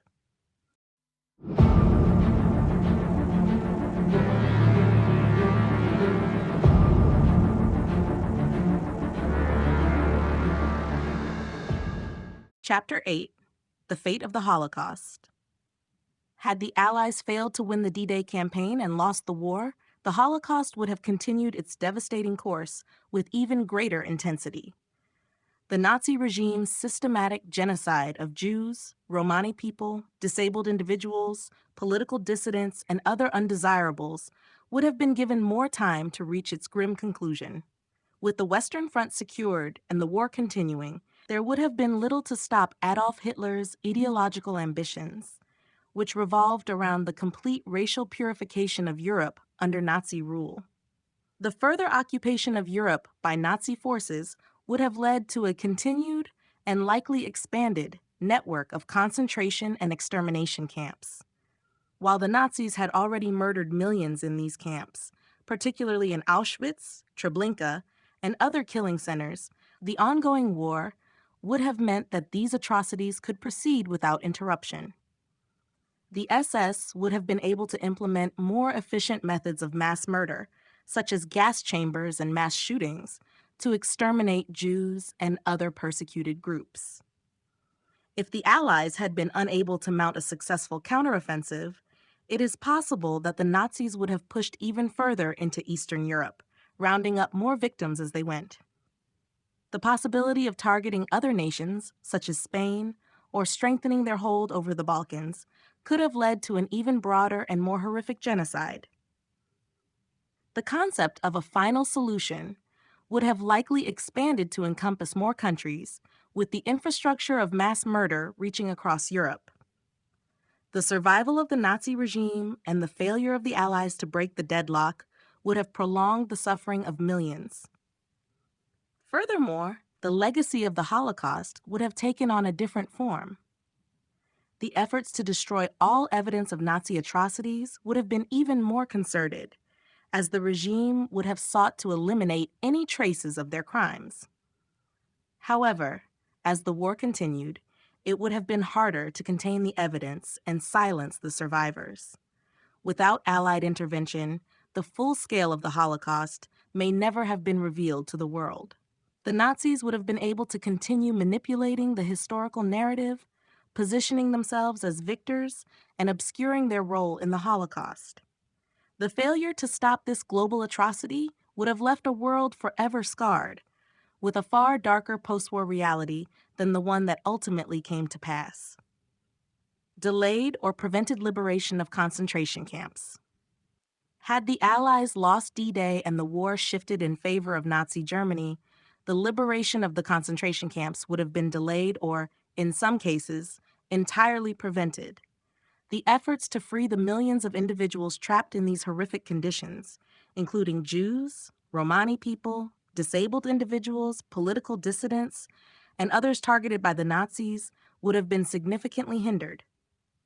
Without the success of the Allied invasion and the opening of the Western Front, Nazi forces would have had more time to continue their policies of systematic extermination and oppression. As the war continued under Nazi dominance, the Allied forces would have been unable to liberate key concentration and extermination camps scattered throughout Europe. The lack of military pressure from the Western Front would have allowed the SS to intensify their operations, potentially accelerating the mass killings of Jews and other persecuted groups. Camps such as Auschwitz, Dachau, Buchenwald, and others would have remained centers of horror, with no intervention to halt or even slow the genocidal actions. In addition, if the Nazis had been able to hold on to their occupied territories and strengthen their grip over Europe, the infrastructure for the Holocaust would have been expanded. The Nazis would likely have continued building more camps and utilized them for further repression, using the camps to not only exterminate individuals, but also exploit forced labor. The suffering of those held in these camps would have been prolonged, with no Allied forces advancing to stop the machinery of death. Moreover, if the Allies were unable to defeat the Axis, the possibility of war crimes trials or international intervention would have been greatly diminished. The SS would have been able to maintain a tighter grip on its operations, ensuring that the atrocities carried out in these camps remained concealed or minimized in the eyes of the global community.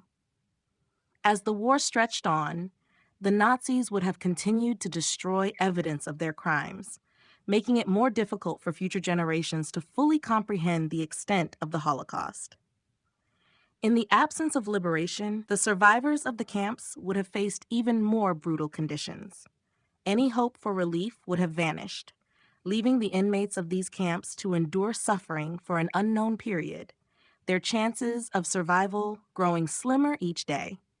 The delayed or prevented liberation of concentration camps would have been one of the most tragic consequences of a Nazi victory in the West, leaving an indelible mark on history that would have been even harder to overcome. The worsening of Nazi atrocities. Had the Allies lost D-Day and the Nazi regime solidified its control over Europe, the scale and intensity of Nazi atrocities would have only worsened. With no immediate military opposition in the West, Hitler's regime would have been free to intensify its brutal policies, continuing the systematic destruction of Jewish communities, the persecution of political dissidents, and the widespread terror inflicted on millions of innocents. The failure to defeat the Nazis would have given them the opportunity to solidify their genocidal efforts, extending the Holocaust to even greater extremes. Without the threat of liberation from the Allies, the Nazis would have had the freedom to expand the network of concentration and extermination camps. The death toll would likely have risen dramatically, with millions more victims falling under the direct control of the SS, whose role in executing the final solution would have only intensified. The suffering of marginalized groups, such as Jews, Romani people, disabled individuals, and political prisoners, would have continued unchecked. The policy of forced labor would have grown more widespread as the Nazis forced millions of men, women, and children into grueling conditions to build their war machine and support the German economy. With no Allied forces to disrupt these operations, the SS would have ramped up their activities, using terror and brutality to maintain control over occupied territories and suppress any form of resistance. In addition to the racial and religious extermination, Nazi crimes would have likely extended to new forms of brutality. The regime had already begun experimenting with medical experimentation on concentration camp prisoners, and a Nazi victory would have allowed these atrocities to continue and expand. Forced sterilizations, human experimentation, and other horrific practices could have reached even more victims, with fewer resources available to expose the crimes or provide aid. The propaganda machinery of Nazi Germany would have continued to spin a narrative of Aryan superiority, vilifying minorities and reinforcing the regime's grip on power. Indoctrination programs would have been pushed more aggressively, turning more of Europe's youth into loyal followers of Hitler's ideology. The atrocities committed in the name of this ideology would have continued to scar Europe and the world for generations to come. Ultimately, the worsening of Nazi atrocities would have been one of the darkest consequences of the war's altered course. With no intervention from the Allies, the death toll would have reached unimaginable proportions, and the cultural, social, and moral fabric of Europe would have been irrevocably altered by the Nazis' reign of terror. Post-war reckonings that never came. Had the Allies failed in their invasion of Normandy and the Nazis secured a victory in the West, the post-war reckoning that ultimately unfolded after the Allies' success would never have materialized. The Nuremberg trials, which sought justice for the crimes committed by the Nazi regime, would have been impossible, and those responsible for the horrors of the Holocaust and other atrocities might never have faced accountability. The Nazi leadership, including figures like Hitler, Himmler, and Goebbels, would have remained in power or faced minimal consequences for their actions. Without a victorious Allied force to pressure the Axis powers into surrender, the global stage would have shifted into a very different reality. The ideological shift to a more oppressive world order under the Nazi regime would have meant that nations under German control would have been subject to the continuation of totalitarian rule, suppression of dissent, and extreme militarization. In the absence of post-war tribunals, Nazi officials and perpetrators of war crimes would have remained unpunished, perhaps even celebrated as heroes of a new European order. The absence of post-war reckonings would have also meant that the survivors of the Holocaust and other victims of Nazi oppression would have no chance to seek justice. The unimaginable suffering of millions would have gone largely unacknowledged in any official capacity. Without the international attention brought by the Nuremberg trials and later human rights movements, the horrors of the concentration camps might have been erased from the historical record, leaving the surviving victims without closure or recognition. Furthermore, the concept of human rights as we know it today might never have taken shape. The atrocities committed during the war, especially under the Nazis, galvanized global calls for human rights protections and the establishment of international bodies like the United Nations. Without the pivotal lessons of World War II and its aftermath, the momentum for these global institutions may have stalled or failed to emerge. The lack of a moral reckoning could have slowed efforts to prevent future genocides and human rights violations, allowing oppressive regimes to operate unchecked for much longer. In a world where the Allies lost, the moral and legal accountability for the war crimes and atrocities committed by the Nazis would have been entirely absent, leaving an indelible void in the collective memory and understanding of justice in the post-war world. The loss of this reckoning would have meant a darker, less accountable world for future generations.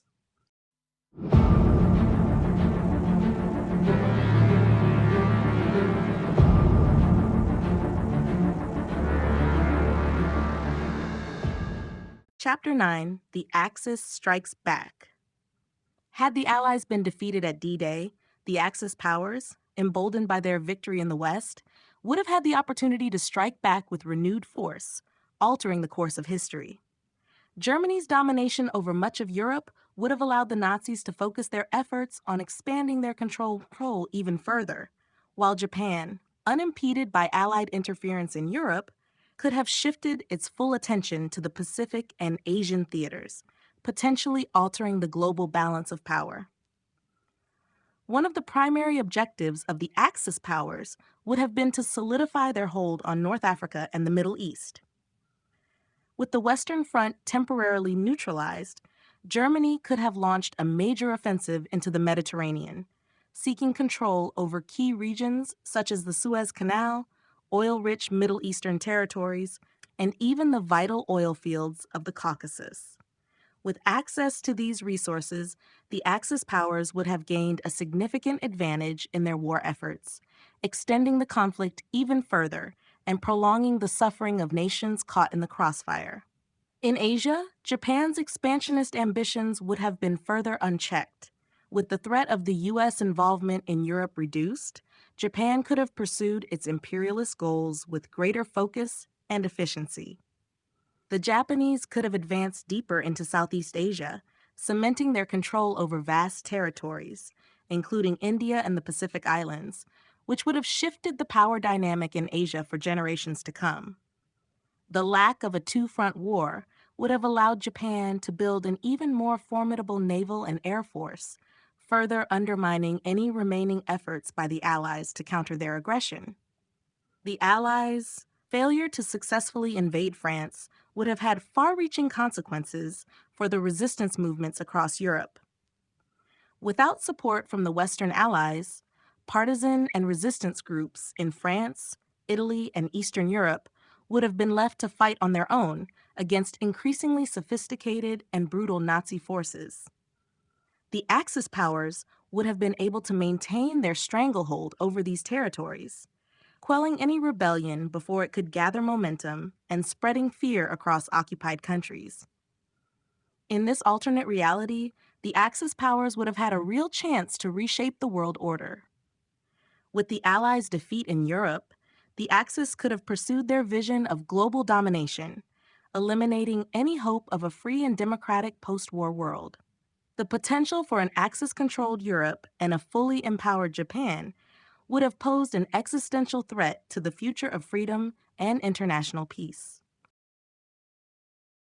German advances in the Middle East and North Africa.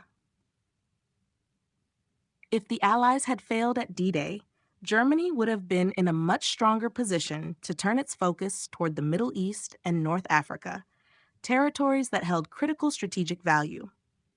The loss of the Western Front would have allowed the Nazis to pour resources and military strength into these regions, creating a new phase of the war that could have had devastating consequences for the Allies and the global balance of power. Control over the Mediterranean and the Suez Canal would have been a key objective for the Nazis. The Suez was a vital link between the British Empire and its colonies in Asia and Africa, as well as a critical maritime route for oil and goods.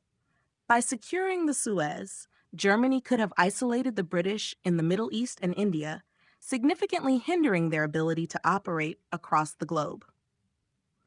The Nazis would have likely joined forces with Italian forces already entrenched in North Africa, attempting to crush British defenses in Egypt and advancing eastward toward the oil fields in the Arabian Peninsula. The importance of oil during World War II cannot be overstated, and the Middle East was home to some of the most vital reserves in the world. If the Germans had gained control over these oil fields, they would have been able to fuel their war machine for much longer, dramatically shifting the balance of power. The Nazis' strategic push into the region would have severely crippled Allied access to critical resources, as the British and their allies in the region struggled to retain control over key areas like Iraq, Iran, and Saudi Arabia. In addition to the direct military implications, Nazi expansion into the Middle East and North Africa would have also had a profound impact on local populations. The region, which had already seen brutal Axis occupation in parts of North Africa, would have suffered further under Nazi rule. Local resistance movements would have likely intensified, but without the intervention of Allied forces, the populations of countries like Egypt, Libya, and Tunisia would have faced even harsher oppression and exploitation by the German and Italian forces. The overall consequences of German advances in the Middle East and North Africa would have extended far beyond the battlefield. A Nazi-controlled Mediterranean would have given Hitler even greater control over trade routes, strategic points, and oil resources, further entrenching the Axis powers' dominance and prolonging the war's devastating impact on the global stage. Japan's expansion in the Pacific and Asia. Had the Allies lost the battle for Europe, Japan would have been free to focus its energies and resources on its territorial ambitions across the Pacific and Asia. With the United States weakened and occupied with the failure in Europe, Japan's imperialist agenda would have accelerated, reshaping the geopolitical landscape in ways that would have reverberated for decades.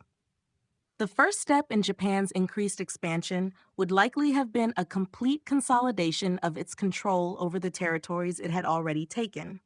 This included China, the Philippines, and much of Southeast Asia, which provided crucial natural resources like oil, rubber, and tin. With the Allies absent in the Pacific, Japan would have faced little opposition in further solidifying its empire, ensuring that it could continue its aggressive pursuit of expansion without concern for retaliation from the United States or any other Allied powers. Japan's next move would likely have been an even more ambitious push into the Indian subcontinent. With British influence severely diminished after a German victory in the West, Britain would have struggled to maintain control over its colonial territories in Asia. Japan, eager to access the vast resources of India, could have launched a full-scale invasion into the region, further spreading its imperial reach across Asia.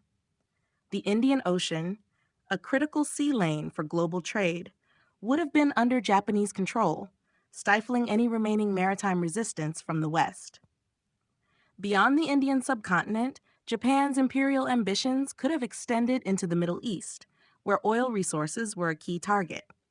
With access to Middle Eastern oil, Japan's industrial machine would have been better equipped to compete with any remaining powers in the Pacific and Asia. This would have made Japan even more formidable and would have left the Allies with no viable option for countering Japanese influence on the continent. The spread of Japanese power across the Pacific and Asia would have had profound cultural and social consequences for the regions affected. Japan had already instituted harsh occupation policies in places like China, Korea, and the Philippines. And without the presence of Allied forces to challenge its rule, these regions would have been subject to even more brutal military governance. Resistance movements would have faced dire consequences, and the oppressed populations would have continued to suffer under Japanese imperialism. In this altered world, Japan's dominance in the Pacific and Asia would have fundamentally changed the trajectory of the 20th century, shifting the balance of power to favor the Axis powers, and leaving the Allies scrambling to preserve their hold on what remained of their global influence. The crumbling of Allied resistance.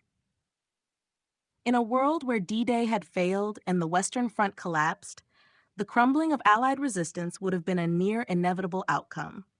With Germany solidifying its control over Western Europe and Japan expanding unchecked in the Pacific, the remaining Allied powers would have found themselves isolated, overwhelmed, and struggling to mount a coordinated defense against the Axis powers.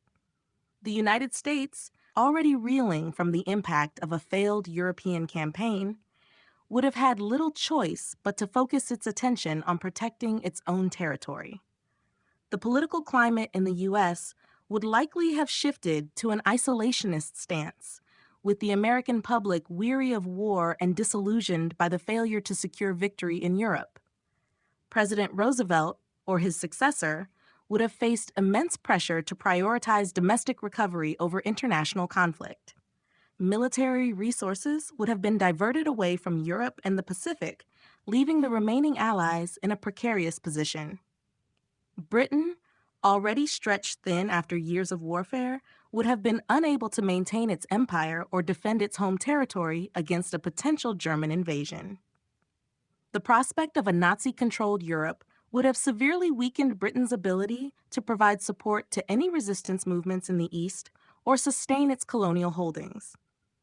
The British Commonwealth, once a symbol of global power, would have seen its influence rapidly decline as Axis powers made strategic gains across Africa and Asia.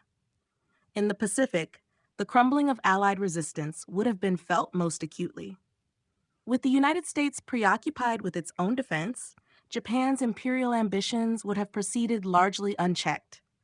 The The fall of China and other Southeast Asian nations to Japanese forces would have further cemented the Axis's dominance in the region, making it difficult for any remaining pockets of Allied resistance to organize a counterattack. Australia and New Zealand, while geographically removed, would have been vulnerable to Japanese advances, leaving them with limited options for support from the U.S. For the Soviet Union, already strained by its fight on the Eastern Front, the collapse of the Allies would have meant facing the full force of Nazi aggression alone. With no Western support to divert German resources or provide strategic relief, Stalin's government would have found itself hard-pressed to hold its ground, and the war in the East could have gone decisively in favor of Hitler's forces. The crumbling of Allied resistance would have been a domino effect, with each defeat eroding the possibility of coordinated counterattacks and eventual liberation.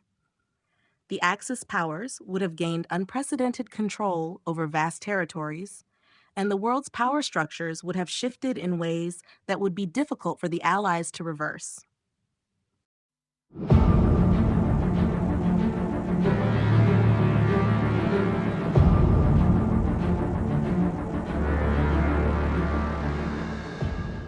Chapter 10: The Nuclear Question. In a world where the Allies lost D-Day, the outcome of World War II would have taken a dark turn, with the potential for nuclear warfare playing a central role in the conflict. By 1944, the United States had successfully developed the atomic bomb through the Manhattan Project, but had yet to deploy it in combat. Had the Western Allies fallen to the Axis powers, the question of whether the U.S. would use the bomb against Germany or Japan would have become a critical point in the war's final chapters. The primary consideration would have been whether the U.S. would be in a position to use nuclear weapons on a European theater already under Nazi control. With Germany holding the Western Front, and with major cities and strategic locations now under its dominion, the tactical importance of a nuclear strike against Germany would have been debated intensely. For the U.S. military leadership, the bomb's use would be seen as a way to quickly end the war, but it would also come with profound ethical and geopolitical consequences. A bomb dropped on German soil might serve to devastate a significant portion of Nazi infrastructure, yet it could also risk pushing Hitler's regime into taking retaliatory actions that would escalate the war further. On the other hand, the Pacific theater, where Japan's imperial ambitions were continuing to expand, would present a different challenge. Japan, increasingly resilient and technologically advanced, would not be easily deterred without drastic measures. If the U.S. had suffered a major defeat in Europe and had focused all its remaining resources on defending the Pacific, the use of atomic bombs against Japan might have been considered as a way to stop the Japanese juggernaut. This strategy would aim to break Japan's will to fight, just as it did in 1945 when the U.S. dropped atomic bombs on Hiroshima and Nagasaki. However, the geopolitical consequences of atomic bomb use in either theater would have been far-reaching. The destruction of either Germany or Japan with nuclear weapons would have accelerated the global arms race, leaving the world on the brink of total annihilation. Additionally, it would have solidified the dangerous precedent of using such weapons, bringing about a world where nations would struggle to avoid further escalation, especially if the Axis powers acquired their own nuclear capabilities. The nuclear question would have been an existential one, determining whether the Allies would use atomic bombs to level the playing field against Axis powers, and how such a devastating weapon could shape the future of warfare and international relations. The fallout from such decisions would echo long after the war's conclusion, influencing the Cold War and the global nuclear arms race for decades. Would the U.S. use the atomic bomb on Germany? The question of whether the United States would have used the atomic bomb on Germany had the Allies lost D-Day is a chilling hypothetical with profound implications for the course of the war and the future of nuclear warfare. By 1944, the U.S. had developed the atomic bomb, but it had not yet been deployed in combat. The Allied defeat in Europe would have left the U.S. as the principal military power still standing against the Axis, raising the possibility of using the bomb to alter the balance of power. For the U.S., the use of nuclear weapons on Germany would have been seen as a last resort strategy to break the stalemate and shift the momentum in the war. Germany, under Adolf Hitler, had already demonstrated its military might, and the Allies were facing a formidable enemy on multiple fronts. With the Western Front under Nazi control, the option of using the atomic bomb on German soil would have been explored as a means of hastening Germany's surrender and preventing an even more catastrophic continuation of the conflict. The major obstacle to using the bomb on Germany was the fear of escalating the war even further. A nuclear strike on Germany, which had already inflicted widespread devastation on much of Europe, could have prompted a retaliatory action from the Axis, potentially pushing the war into an even more destructive phase. Germany's leadership, particularly Hitler, might have been prepared to use chemical or biological weapons in response, further escalating the global arms race and perhaps triggering a full-scale nuclear confrontation between the Axis and the United States. Additionally, by 1944, the U.S. would have been concerned with the diplomatic ramifications of using such a powerful and devastating weapon. The Allied nations, particularly the Soviet Union and Britain, would have likely raised objections, concerned not only with the moral implications of nuclear warfare, but with the shift in global power dynamics that a U.S. atomic strike on Germany would bring. Furthermore, the Nazis themselves had been working on their own nuclear program, although they were far from achieving the capability to build atomic bombs. The decision to use the atomic bomb on Germany would have been a desperate move, reflecting the high-stakes nature of a war that had already caused unprecedented suffering and devastation. Ultimately, the use of the bomb against Germany might have been deemed too risky, both militarily and politically, but it would have shaped the nature of warfare for years to come. The Manhattan Project's revised strategy: had the Allies failed to secure a victory in Europe and the Axis powers gained control of the Western Front, the United States Manhattan Project, which had already developed the atomic bomb, would have likely undergone a dramatic revision in both scope and strategy. The loss of D-Day would have meant the U.S. found itself increasingly isolated, with Europe under Nazi control and the Pacific still dominated by Japan. The immediate question would be how to utilize its nuclear arsenal to reclaim a strategic advantage and bring the Axis powers to their knees. The original intent of the Manhattan Project was to defeat Germany and Japan through conventional means, with the atomic bomb serving as a decisive final blow. If the Allies had lost in Europe, the immediate concern would be to prevent Germany from gaining nuclear capabilities. The Nazi regime was actively pursuing its own atomic bomb program, though it was far behind the United States in both technology and resources. However, with Germany entrenched in control of much of Europe, the U.S. would have feared the possibility of a German nuclear weapon becoming a reality. This threat would have likely spurred the U.S. to accelerate its own atomic weapons program to stay ahead. Under these new conditions, the Manhattan Project would have been recalibrated for a more aggressive and defensive strategy. The U.S. would likely prioritize developing nuclear bombs with greater efficiency and speed, ready to deploy them against key Axis targets, particularly Germany. With the Eastern Front stalled and Soviet forces tied up, the U.S. could have positioned its atomic weapons for a direct confrontation with the Nazis, even considering the possibility of striking first with nuclear bombs, despite the risks of escalation.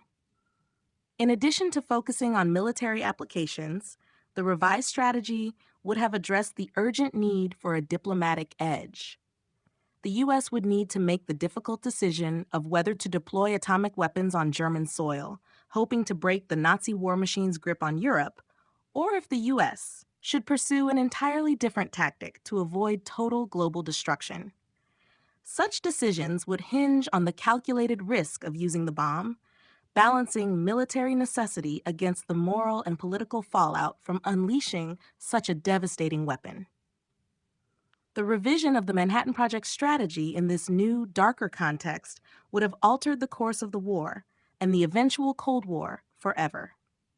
How nuclear warfare could have changed the war.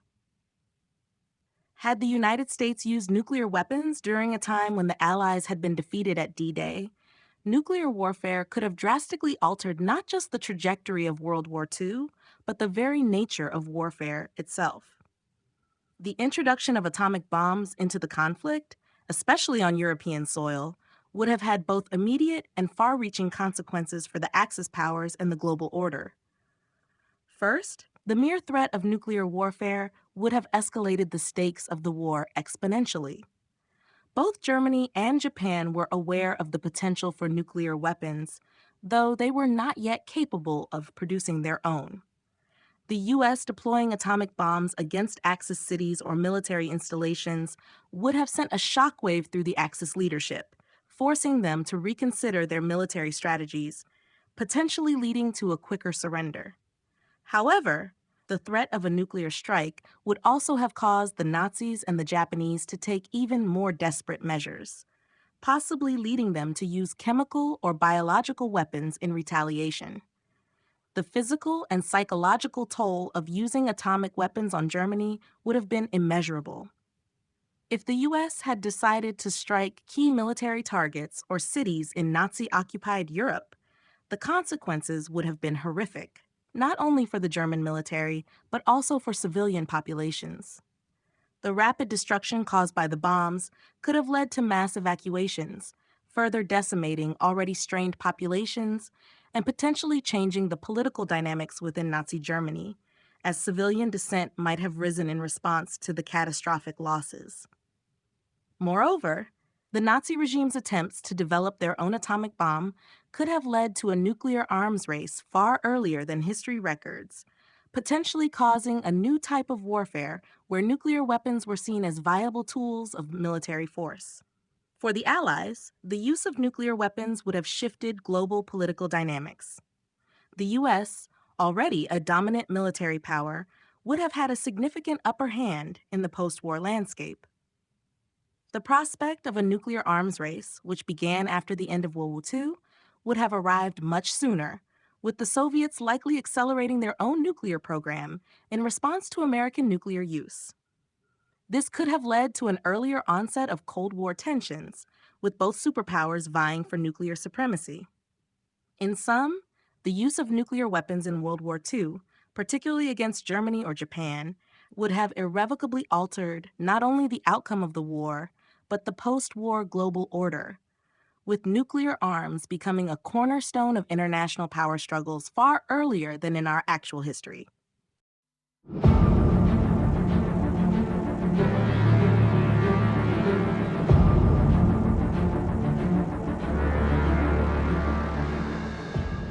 Chapter 11. A World Remade.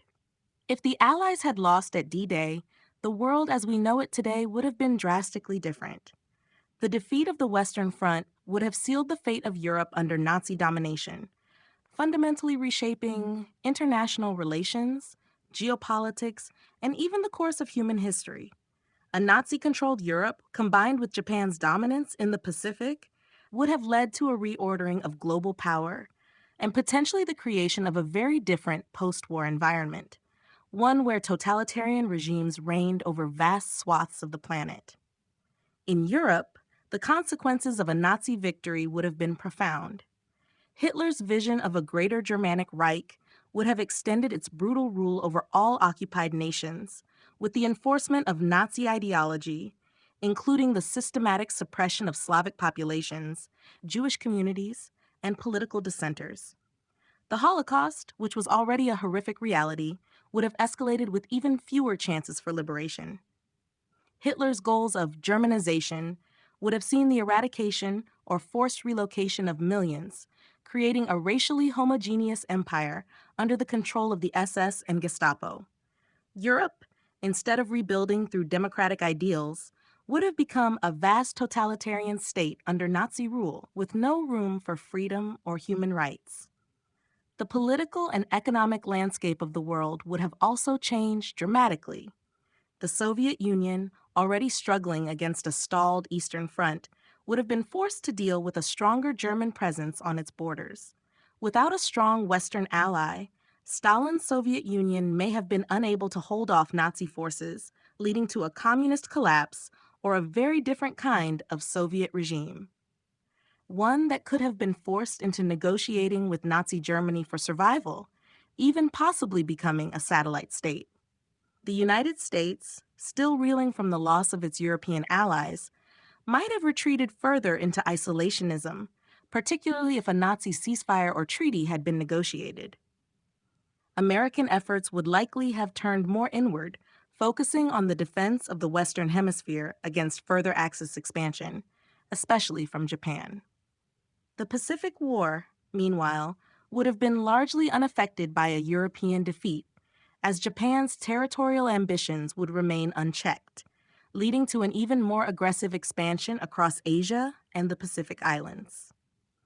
The global order in such a world would have been marked by an enduring struggle between authoritarian regimes and any remaining pockets of democratic resistance, a bleak contrast to the post-war cooperation that occurred following the Allied victory.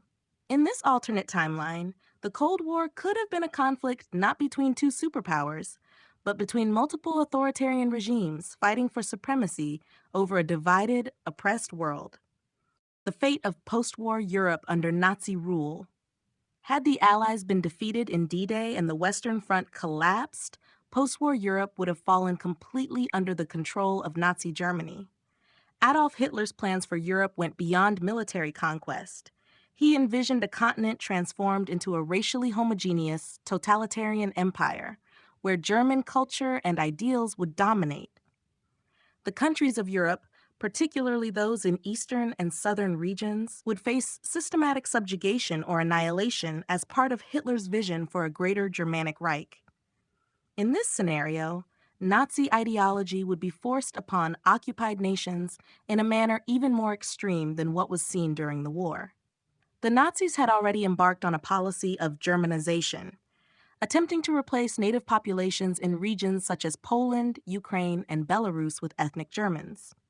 However, this process would have accelerated drastically with complete German control. Ethnic minorities, particularly Slavs and Jews, would face even harsher treatment. Deportations to concentration camps, forced labor, and mass executions would become the norm across large swaths of Europe. The goal was clear: to eliminate any resistance to German domination and replace native cultures with German settlers and ideals. Western Europe, under the direct administration of the Reich, would also witness a complete overhaul. France, Britain, and the Low Countries would lose their sovereignty, with Nazi leaders appointed to oversee local governance. In France, for instance, the collaborationist Vichy government would likely have been fully absorbed into the Reich. Key leaders of resistance movements across the continent would have been captured, executed, or forced into exile, and any lingering hopes for resistance would be crushed under the weight of the Nazi military machine. The continent's economic structure would also be reoriented towards supporting Germany's war machine. Industries and natural resources would be requisitioned for the benefit of the Reich. Agriculture would be altered to support the needs of the German military and population, with food production redirected away from the native populations and towards the Germans themselves. Entire nations would become economic satellites of Nazi Germany, reduced to mere cogs in its imperial ambitions. The cultural and intellectual life of post-war Europe would be heavily controlled. Nazi propaganda would saturate every facet of society, from education to the arts, all reflecting the core principles of National Socialism. Resistance to Nazi rule would be met with swift and brutal retribution, ensuring that any potential uprisings were extinguished before they could grow. In this alternative history, the Europe that emerged would be a shadow of the free continent it had once been, its identity reshaped under the iron fist of the Nazi regime. The hopes for democratic recovery and liberation would be but a distant dream. The Cold War that never was, or a different one. Had the Allies been defeated during D-Day and Nazi Germany consolidated control over Western Europe, the geopolitical landscape of the post-war world would have shifted drastically. The Cold War, as we know it, may never have materialized, or it could have evolved into a fundamentally different conflict with a far more sinister balance of power. In a world where the Nazis stood unchallenged in Europe, the primary rivalry would likely have been between the Axis powers and the United States, not between the Soviet Union and the US. The Soviet Union, already in a precarious position before D-Day, would have found itself entirely isolated, without the prospect of a post-war partnership with the Western Allies. The US, now the only major power outside the Axis sphere, might have been forced to face off against a European superstate that controlled the vast resources and manpower of nearly all of Europe.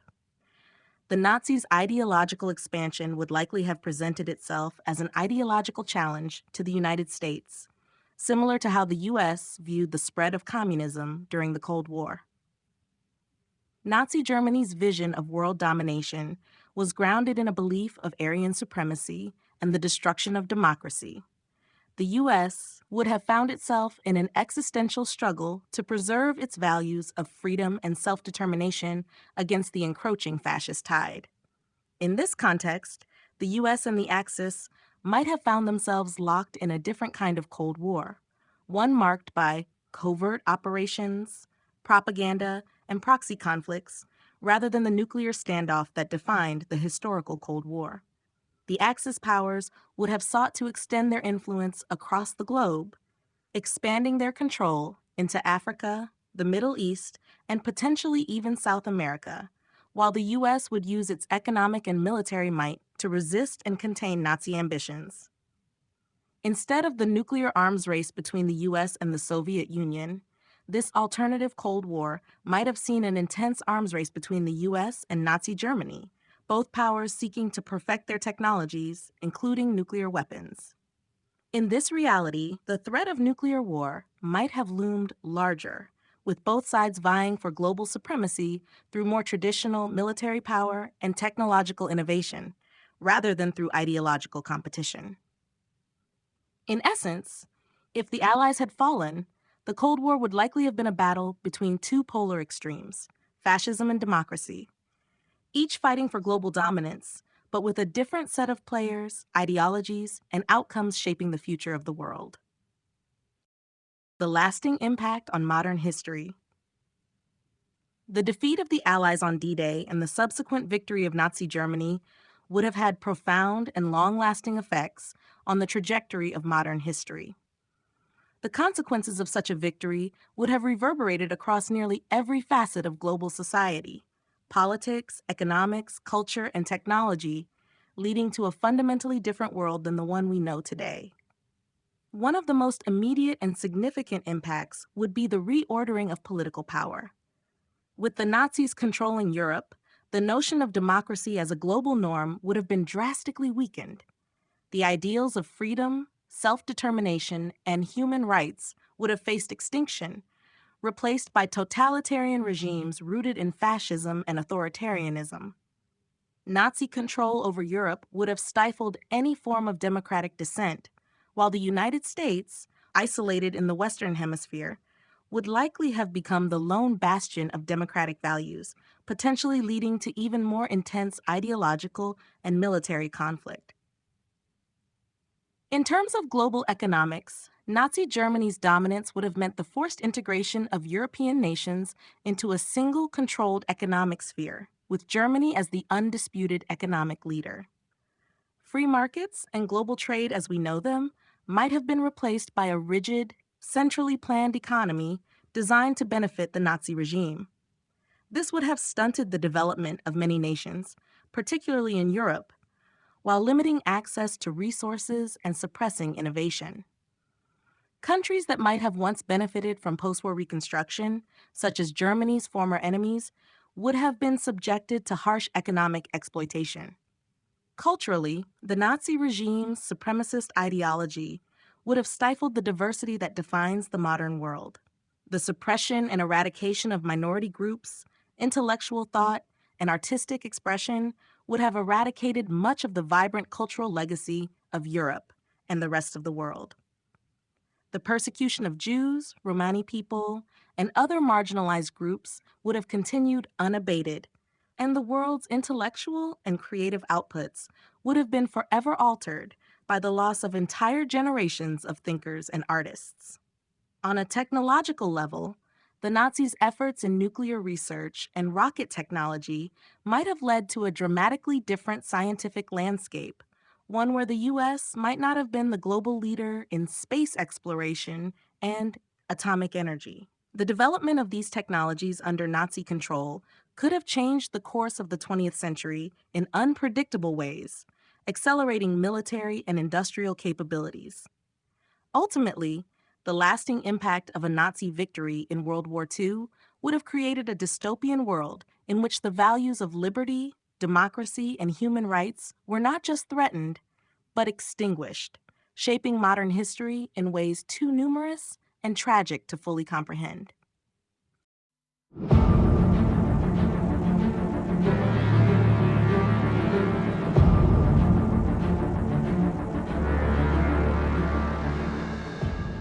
Conclusion.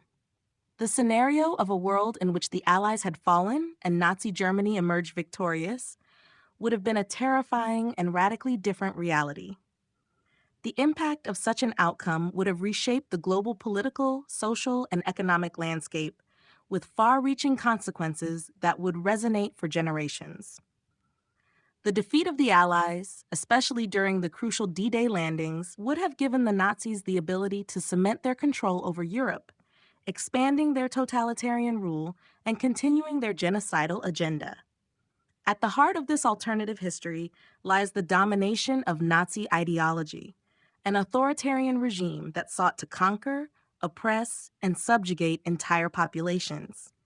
A Nazi victory would have meant the continued suppression of freedoms, with fascist and racist doctrines taking root across Europe and beyond, likely influencing global policies for decades to come. Countries such as Britain and the Soviet Union would have been left to fend for themselves, with isolation from their allies and an uncertain future.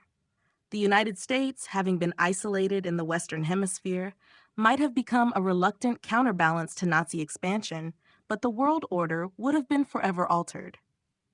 The absence of the democratic ideals promoted by the Allies would have seen the collapse of international cooperation, leading to an atmosphere of widespread distrust, repression, and fear. This would have accelerated the suppression of culture, innovation, and diversity, as totalitarian regimes impose a unified, monolithic vision of the world. The delay or prevention of the Holocaust's end, coupled with the loss of intellectual and cultural life, would have shaped the 20th century in unimaginable ways.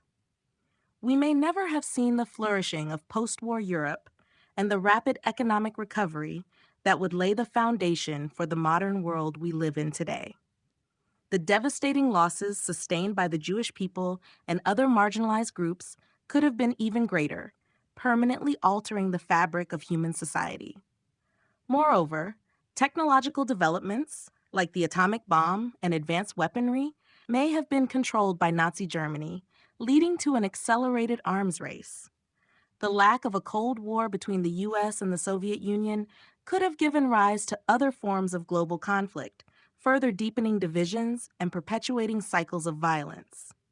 In the end, a Nazi victory would have created a world that stood in stark contrast to the principles of democracy, equality, and freedom we hold dear.